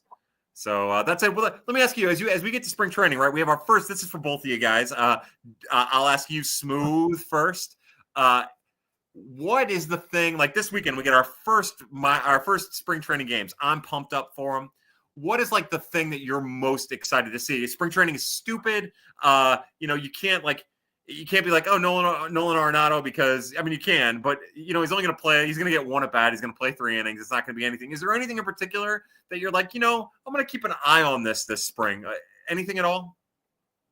To me, spring training is very tricky because I want to say it's like the Paul DeYoung effect, where you have a great spring training and you're like, oh, he gets it. He's clicking. He's hitting all these home runs and line drives and da-da-da-da-da-da. And then here comes the regular season, and everything you did in spring training went for naught because now you can't even make contact. So with that being said, it goes back to what you said before. For me, first, it's just the excitement of having baseball back. Something that we haven't talked about yet, but like the jerseys are back to how they need to be. But it just, for me, the excitement of baseball. But I am going to be looking very hard to see if players like Gorman, Walker, have made those adjustments. Now we know it's hard to really dictate that off of spring training because they're not facing the elite of the elite in early February and March. But I want to see if certain stuff like, okay, he's finally getting it. It's finally clicking. Yeah. That's what I want to see from those guys. Then I want to see how Contreras does at first base. We know that he has an arm, but let's see if he can do all those things to hold himself down. I want to see Victor Scott run better routes in the outfield because that's something that wasn't talked about a whole lot. Yes, he's a very speedy player, but he took some bad routes last year that cost them some runs. So I just want to see these guys show a different level that we've been waiting to see. They're going to have me excited for spring training for the upcoming season. Joe, you up next. And I'm excited about the pitching side of things. Like, I think we're gonna know the offense is gonna be better this year. It has to be better. It just has to be. It can't be worse than it was last year. But I don't know. I'm excited to watch guys like Jerpy and Quinn Matthews, McGreevy, Tink Hence, and I wanted to ask you about him as well. Me and my husband talk about Tink Hence a lot. But I don't know. I'm just excited to see how these guys turn out. They're obviously not going to be in the majors right away, but they're names that we could see, at some point this year. But with Tink Hence, do you see him being a starter or do you see him being a closer like he's the next Ryan Hosley? Oh man, I think he has the stuff to be a starter. I'm always kind of, when it comes to guys who are often injured, or have dealt with like recurring arm injuries for a pitcher, I do get the thought that, man, this guy could be something special in the bullpen.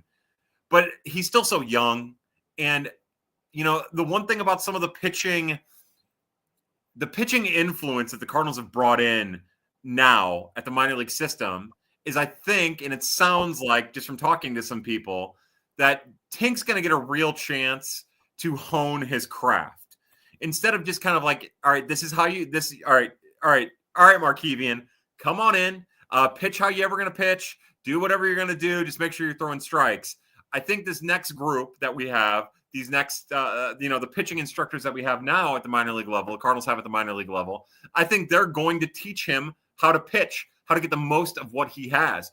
They're going to start augmenting and they're going to start, teaching him some of the finer points that should help him reach his next level. And it sounds like they might play it a little slow to get him there, but I do think that there's still starter upside there. I think there's still back of the rotation, potential middle of the rotation, more than likely back of the rotation, potential there with the bullpen as a fallback being a really good bullpen piece. There's definitely reliever risk there, in prospect lingo. But no, look, I think that we're finally in a position now where you're going to start to see some of these younger pitchers and the fringy ones, not like Matthews, Jerpy, Roby, Hence, but specifically some of those fringy pitchers, Bedell, Darlin Saladin's kind of a different story. But you might see like Pete Hansen, Bryson Mount start to get a little bit more out of their arsenal. And actually get a chance to make a major league debut where under the last regime, that was never going to happen. So with Tink, I have all the confidence in this coaching staff to help him understand his body better, because that's been a big thing for him this offseason, and help him get to a position where he can stay healthy and be a major league contributor in a rotation in the long run. For Tink, it's always been weird because it's always been a pectoral issue. He's had some like hand issues, some finger issues here and there, but it's always been like a pectoral issue. It's never been a shoulder or an elbow, little neck issue here and there. I think neck back, something like that.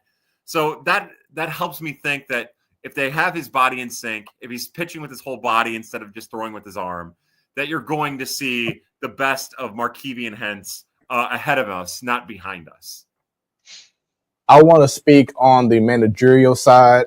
I said before, I think Ali Marmol really is coming to this year like this is the kind of squad I know he had the year in 2022, his first year when he had amazing guys on that team. But coming in this year as the underdog, as having younger guys on that team, Uh, with that being said, there is a certain player or a former player, some would say legend, that has been doing amazing things over the wintertime in the Dominican League, Caribbean League. And he's making a name for himself. I think y'all may know him as Albert Pujols. Yeah. Can you see him as being a serious threat? Not, I would just say not just for the Cardinals, but just in Major League Baseball as being a head coach very, very soon. I do think that there's potential there. I would say for the Cardinals, until Skip Schumacher has a real job as a real head coach, a real manager, I still think Skip Schumacher is the easiest dots to connect. I do think Albert Pujols, if he decides it's what he wants and he wants to deal with the media on a daily basis, then yes, I do think he has a chance to be a major league manager in the next 3 years if that's what he wants. And I think that's likely. I don't know if it's here. I also am not as down on Oliver Marmol as many other people have. I never have been. I think a lot of people will say he had an amazing team in 2022. Not to diminish what you just said, but he all he really had that year that's different than this coming year is Corey Dickerson, who got hot for a month, and Albert Pujols, who was terrible for 3 months, and then Albert Pujols for the last 3 months. The pitching staff wasn't much better. There was a trade for Jose Quintana and Jordan Montgomery that put him over the edge into the playoffs at the deadline. Like, to be honest, he really worked through some things, some really crappy situations created by the roster to help get to a team that made the playoffs. Now, we'll all probably agree the Tyler O'Neill situation was handled wrong, and it was a tough way to start a year after people were questioning his decisions, in the prior playoff with pulling Quintana and how he was using matchups or whatever. But I don't think Ali Marmol is as bad of a manager as he's being made out to be. I don't think he's as great as some of his, his diehard fans, if you will, make him out to be. I think he's a fine manager. I think players like playing for him. And I think when he's playing platoons, when he's getting the most out of what he has, he's at his best. I think where he's really struggled is when it's like, all right, we want these guys to fit into a mold, keep them in that mold. That kind of restricts his ability to manage. And the guys don't hit when you have runners in scoring position. So right. It's a whole weird thing. I that's all just to say that, like, I think that it's still on the players to perform. I think Ali has some things that he does really poorly. I think there's some things he does really well, manage a bullpen specifically, although he made some weird bullpen decisions there towards like the last 2 months of the season. I think Skip Schumacher, if something were to happen, Skip Schumacher would be the guy unless he's managing another team. And with Albert, with Yachty, it just comes down to, do they have the capacity? Do they think they have the capacity to deal with some town's ridiculous media in and out every night? And that's not on the media. That's just to say that, like, nowadays, you don't just get like a couple beat writers in your office after a 8-4 loss on consecutive days to the Marlins, the 60 games below 500 Marlins. Now it's, all right, you got to march out to that stupid table after a game, and you got to get berated with questions after every game, and you have to have everybody questioning everything you do. So I would hope that Albert has a real reckoning before he decides to do that. Maybe he has something going really right now that's really good for him. Same thing with Yachty.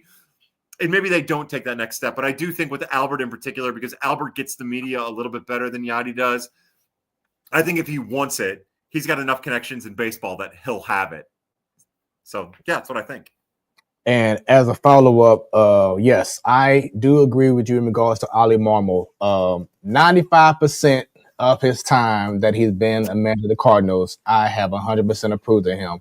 The biggest 5% was what happened this past season when they were getting hot in August, and then they recalled Jordan Walker back up, and someone in the organization said to have him only play splits and only have him face lefties. That killed the whole momentum of that run. And Joe would tell you, because Joe would say, yes, I have been pro Ali throughout his whole tenure. Mm-hmm. But that moment pissed me off so much. I was like, you know what? But maybe in my mind, because when he did that, first off, you had Luke and Baker who mashes lefties, didn't play him. Then you bring up Jordan Walker for him to be a platoon. That's not the right way to bring up a guy like himself who's already had previous issues in the past and put him in a platoon role. It's like, what were you thinking? So that was the only time that I've had an issue with Ali. Everything else, I feel like he is the right manager. Yeah, it was really stupid. I mean, absolutely dumb. But that's also in the front office to not give him Jordan Walker in that moment. Like, when they called him up, I was like, what are we doing here? Like, are we really this stupid? And it was a stupid move all the way around. And, you know, Ali, they swear up and down that Ali's like, I've never once been told how to fill out my lineup card. Well, you got Jordan Walker, put him in there. Oh, well, screw everybody else. You know, and sure, I didn't like them calling Jordan Walker up there in the first place. I didn't think it was the right time for it. But you got him, use him. Don't be stupid. You know, it did not make any sense. Yeah, look, I'm not trying to say that he's infallible. That he's made plenty of mistakes. You know, letting both Jack Flaherty and Miles Michaelis talk him into going to the front office about Wilson Contreras' defensive catching. That was a mistake. You know, letting the veterans who were talking trash on Tyler O'Neill guide him into saying something stupid after Tyler O'Neill, that whole thing against Atlanta, like that was stupid. Along with other decisions across the course of the season and pitching, like that stuff happens with every manager. All that stuff is stupid. He seems to learn from it, and we'll see if that continues on now that hopefully it's not just the players given a little bit of runway, but he gets a little bit of runway to make his own decisions and maybe make the manager job his own. And then we can finally kind of judge exactly what the hell he is, because I still don't really know, to be honest with you. Man, if we could just like get to June without any crazy drama headline, yeah, I would feel, because the Tyler O'Neill was literally like the second series of the year. Yeah. And then the Wilson Contreras stuff was May, I think. So if we could just like get to, you know, hot dog days of summer, I might feel okay. But I mean, like, I've heard Ali on Cards Territory today, and then, or yesterday's episode, and then he was on TMA last week, I think it was. Sounds like a cool, chill dude, you know? Like, I've had my problems with them, but I think you could have problems with just about any manager if you really wanted to. But yeah, I mean, I hope he does good. I want to watch a competent, good manager. I want to watch a good team, you know? So I'm curious to see. He's been in the organization for 19 years, I think they said now. So, I mean, he knows the players. Mm-hmm. I just want to see it happen. You know, I just don't want any drama. There's been a lot of drama and just we're the laughingstock of the majors, you know, the last 2-3 years. And I want that part of it to stop. We don't have to be amazing. I just want it to stop. Yeah, you know, we exactly. That's, boy, can we please just have this all stop? You know, like you talk about drama. Like I always associate relationships with drama, and you have Zach Gallen coming out and talking about the Cardinals, and you got all these ex-players that are like exes that have come out and talk about the Cardinals, and it's all happening while the major league team appears to be imploding, both wins, losses in 2023, and then decisions. And then you've got Ken Rosenthal talking about the Cardinals, and you got Buster Olney talking about the Cardinals, and fans are losing it because we don't know what to do with this product that we haven't ever really had to deal with. And it's just, it'd be really nice if this Arenado saga is over until the break or whenever. But like, I know that there's been some talk that he could still get traded. I hope that the Cardinals front office doesn't explore it any further, unless it's a deal they feel like they can't turn down until the season manifests itself a little bit, because that's just more drama. It's more turmoil at a time when, you know, you talk about providing an environment for growth for the young players. Like, you can't just have this tumultuous environment where will Arenado get traded or not now that he's in the clubhouse? It's one thing if it's happening outside of the clubhouse, but he's in the clubhouse now, and it cannot be something that's hanging over the organization. It can't be something that's hanging over that clubhouse. You know, it can be in June when you're either in it or out of it, or July when you're out of it, if you're out of it. But which I'm not sure they'll be. I don't think anybody's really sure. I can see why you would think that they're going to be 20 games under, but 20 games over, whatever. Like that drama, it has to be copacetic. It has to be holding hands, singing Kumbaya, playing all those games you used to play as a grade schooler just to get through the day. I'm with you. Got to save the drama for your mama.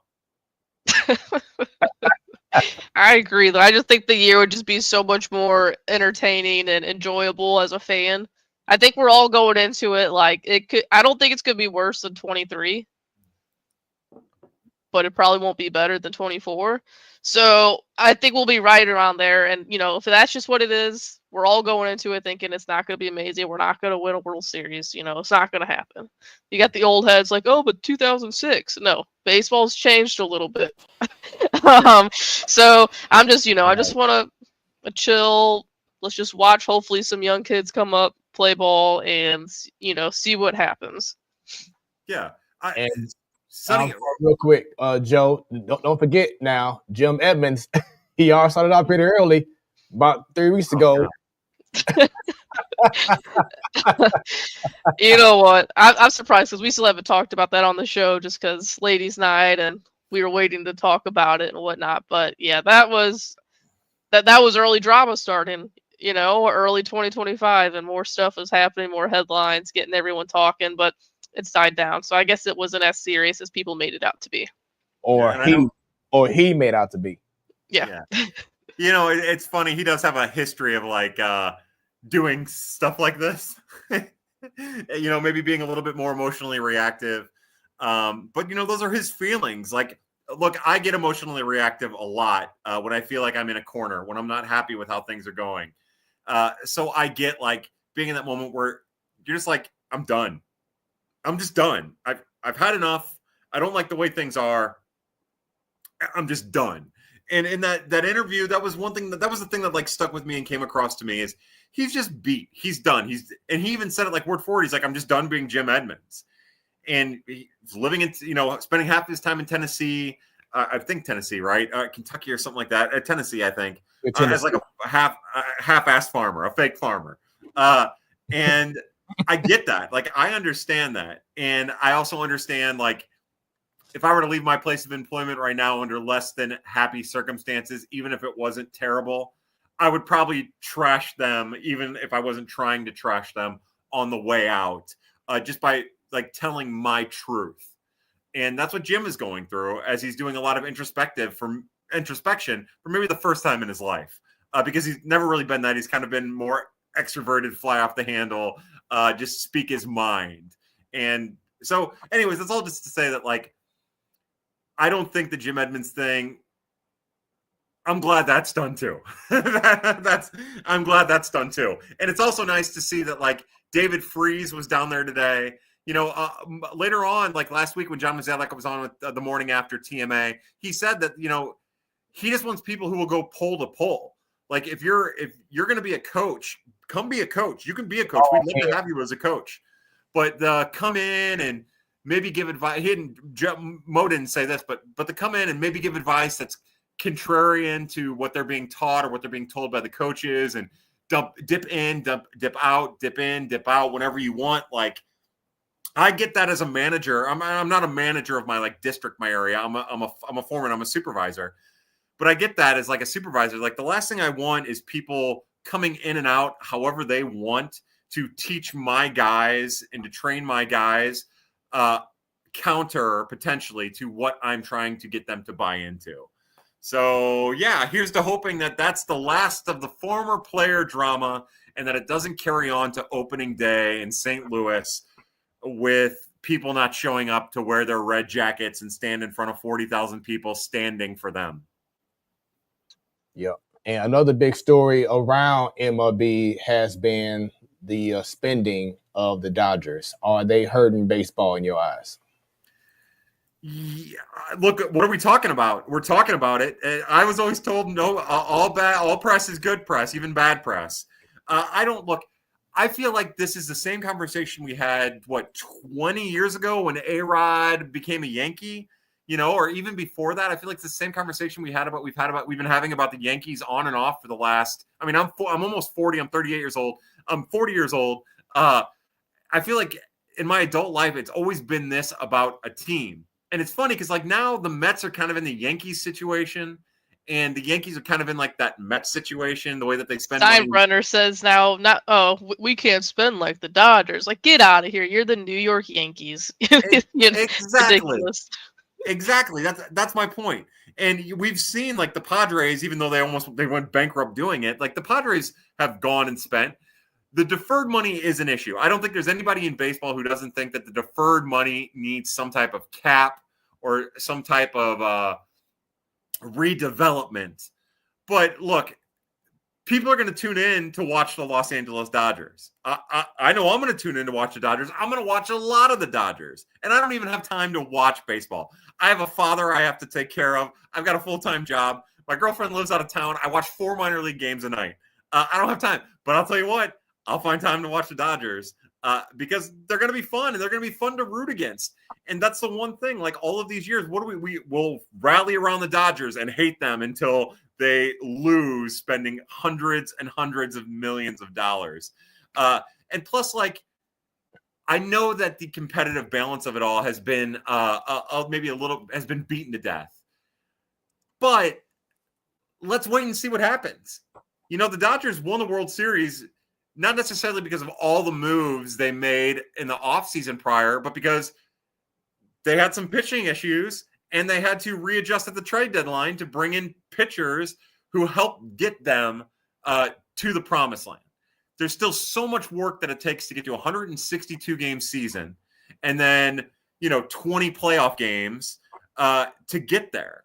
And they didn't win the year before. Sure, they were good. They were one of the best teams in the league. They didn't win the year before. They didn't even go the year before. There's no saying, especially in this complete roulette of a playoffs that we have now, that they'll make it past the first round that they're in the playoffs. But what we know is that we're going to be talking about them, and we're going to be talking about it. And if we're talking about it, even if we're saying, oh, it's bad for baseball, it's bad for baseball, in the era of so many different things to drown our interest in, the things that we talk about are what are relevant. And if we're talking about it, that makes baseball relevant in a way that maybe it hasn't been on a national, every day at the water cooler type debate or talk. No, I agree. I didn't even think about having like a cap on the deferral side of it. Because you have everyone like, well, every team can do it.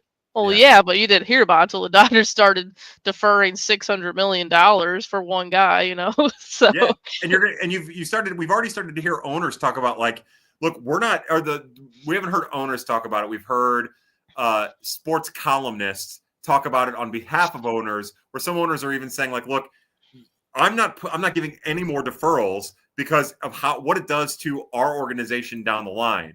Now the Dodgers are different. They invested that money. They're going to make capital off the money that the Ohtani deal before they even have to pay him. So again, bravo to them. But there has to be some type of rationalizing or reasoning when it comes to that deferred money in order to make it reasonable and palatable for your everyday fan to think that their team actually has a chance.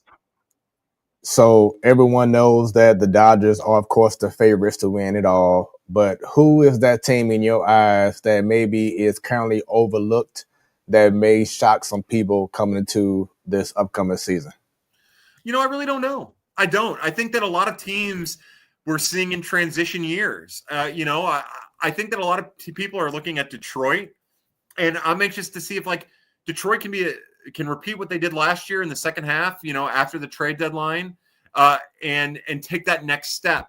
Detroit could be an interesting team. I don't know if I'm necessarily a believer just yet. The Guardians have done some interesting things. Like I think about those fringe and playoff teams last year that didn't really go too far. I am a closet Mariners fan. I will, for whatever reason, I've always been a Mariners fan. I've always been a Rockies fan too. We won't talk about them because they're terrible. But I've always been kind of a Mariners fan. I would love to see the Mariners, they've made some additions. I'd love to see the Mariners make some improvements and make a run at it. I still haven't given up on the Giants. I know that sounds crazy. Jordan Hicks forever. But yeah, look, the Diamondbacks, I know people are high on the Diamondbacks. I guess what I'm getting is I think that there's a pretty wide open field here for teams, if they're willing to be a little bit more aggressive, to take the reins and, surprise people. I think even the Pirates are in that position. I don't think the Reds are. I think the Reds are a little bit overblown. But, I think the Pirates are in a position where they can make a wild card run. I hope so, at least, because I think that'd be fascinating because of Paul Skeens, and Jared Jones and some of their other players. I think that the field's wide open except for 5 or 6 teams. And I think that's what's exciting. And I hope that keeps races close. I hope it keeps fans invested.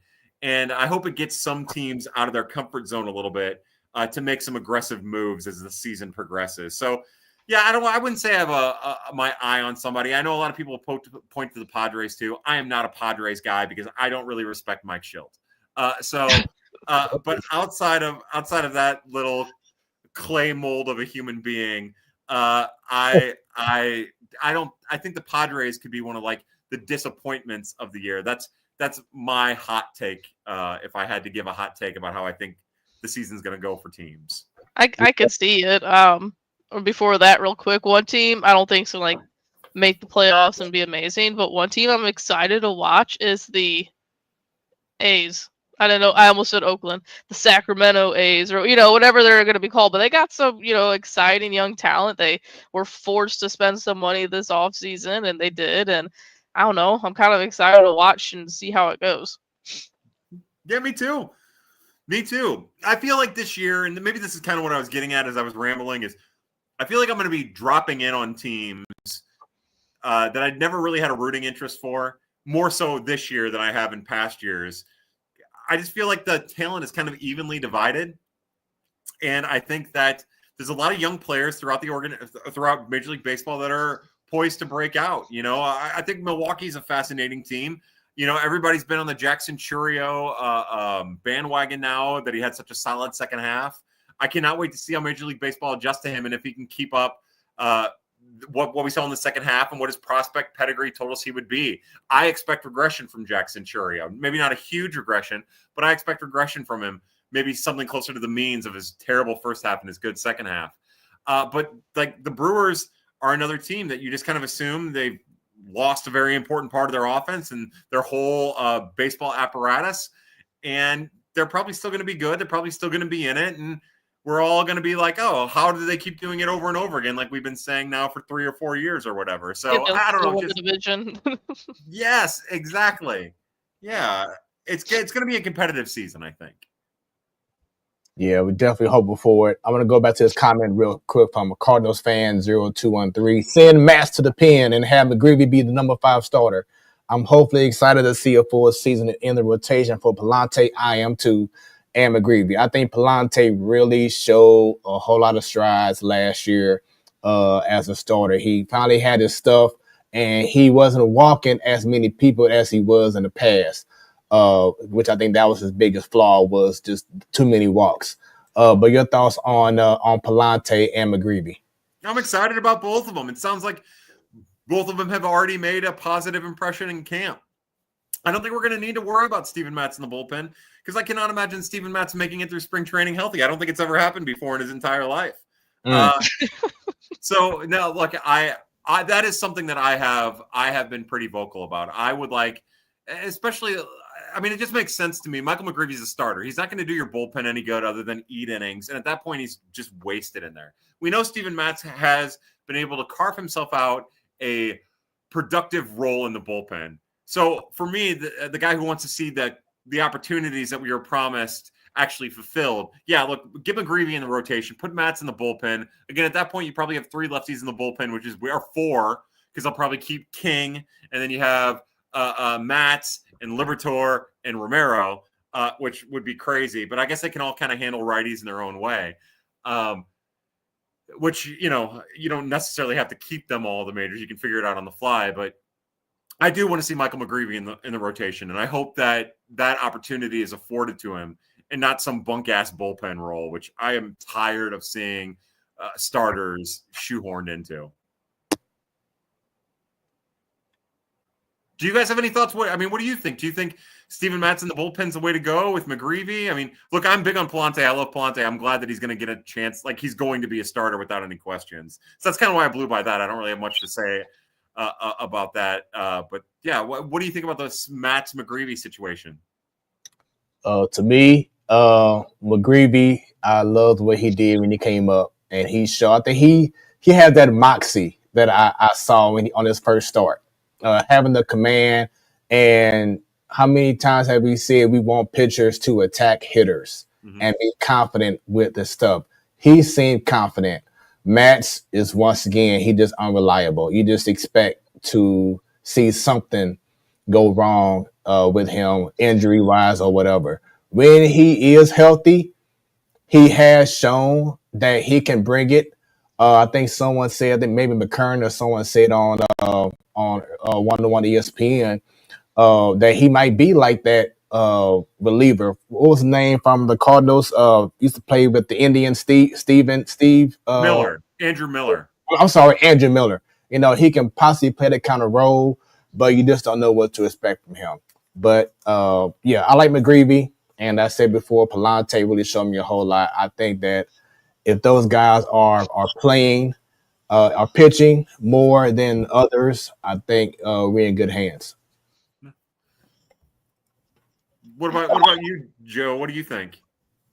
Yeah, I mean, I laughed when you said Matz. You know, he's probably not going to be on the opening day, active roster because he's usually hurt. I've actually been kind of waiting for a passing bond to come through, that he's been traded back to the Mets now that Montas is hurt. Something, because there's other ways that we can, get rid of some payroll on this team, and Steven Matz seems to be, him and Miles everyone talks about, but Matz seems to be like the most likely. We have 2 more years with him. So, but yeah, I would like to see McGreevy. Okay, yeah. So I don't know, man. If he's going to be the rotation, though, I don't want to see McGreevy in the bullpen because I don't want, to stunt his growth. Yeah, and then all of a sudden you got to send him back down to the minors to stretch him out like you did with Palante. Zach Thompson, for example, what happened to him, Yeah, there was I did get to read a part of an article. The Post-Dispatch wrote an article about Zach Thompson today, and it sounds like everybody's pretty impressed with where he's at right now.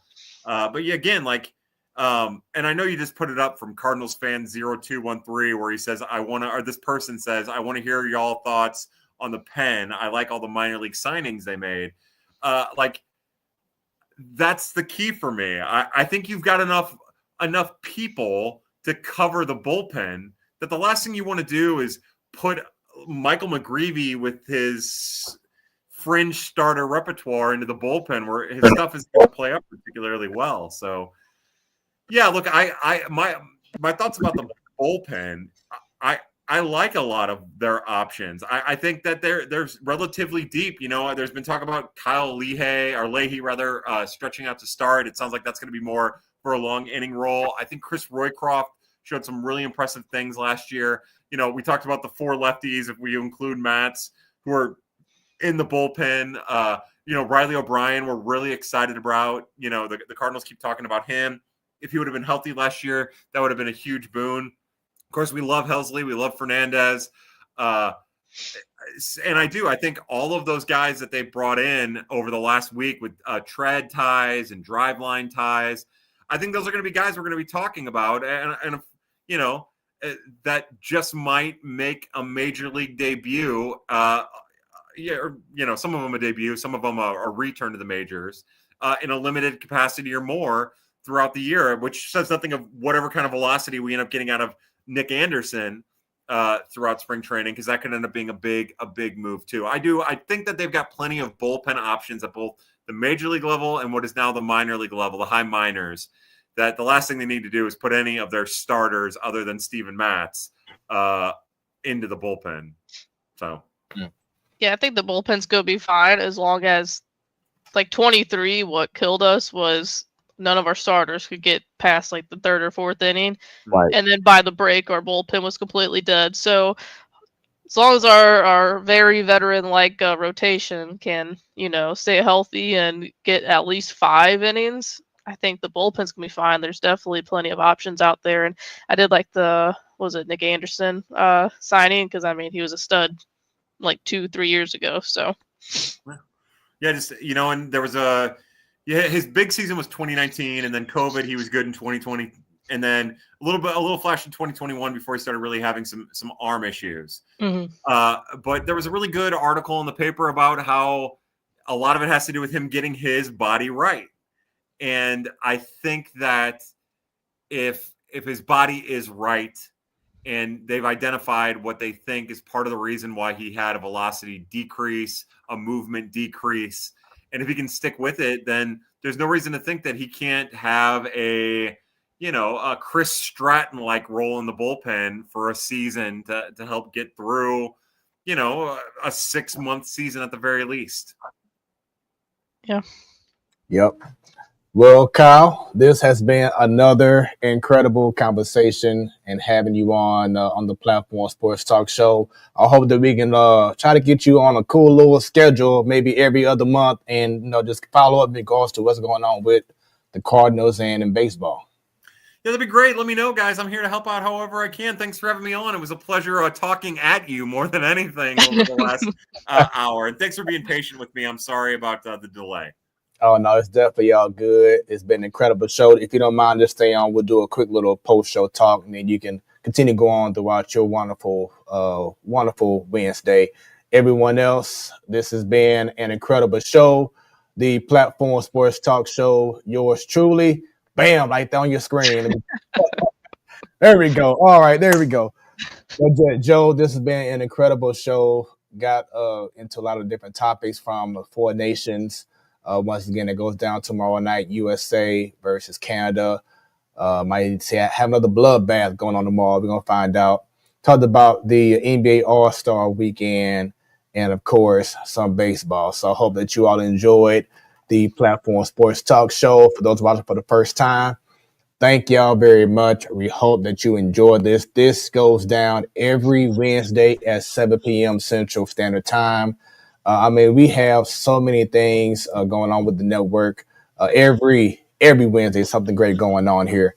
Give us a follow on Facebook, the Platform Sports Talk Show, on the X at 314 Sports Talk, on IG. Yes, we are live on IG, the Instagram at Platform Sports Talk. Subscribe on YouTube, Joe Bo, and click on that bell, because anytime we go live, y'all will be notified. And we are also on Hot 365 Radio, where it's always hot, crystal clear, high definition. You can catch the replay of our most recent show every Sunday at 3 p.m. Central Standard Time. Go to the website, hot365radio.com, or via the app, iOS/Android, and put in Hot 365 Radio.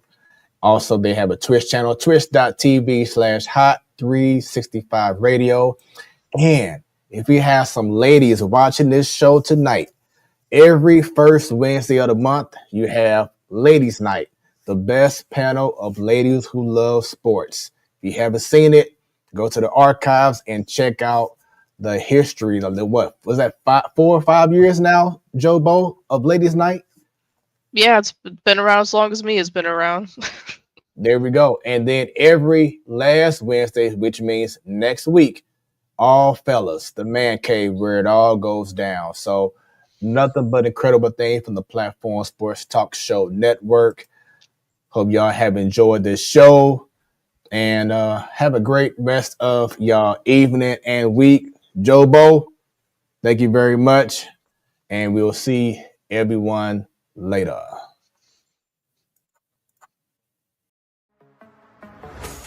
What you have just experienced was brought to you by Smoooth Productions. Until next time, stay tuned and stay smooth.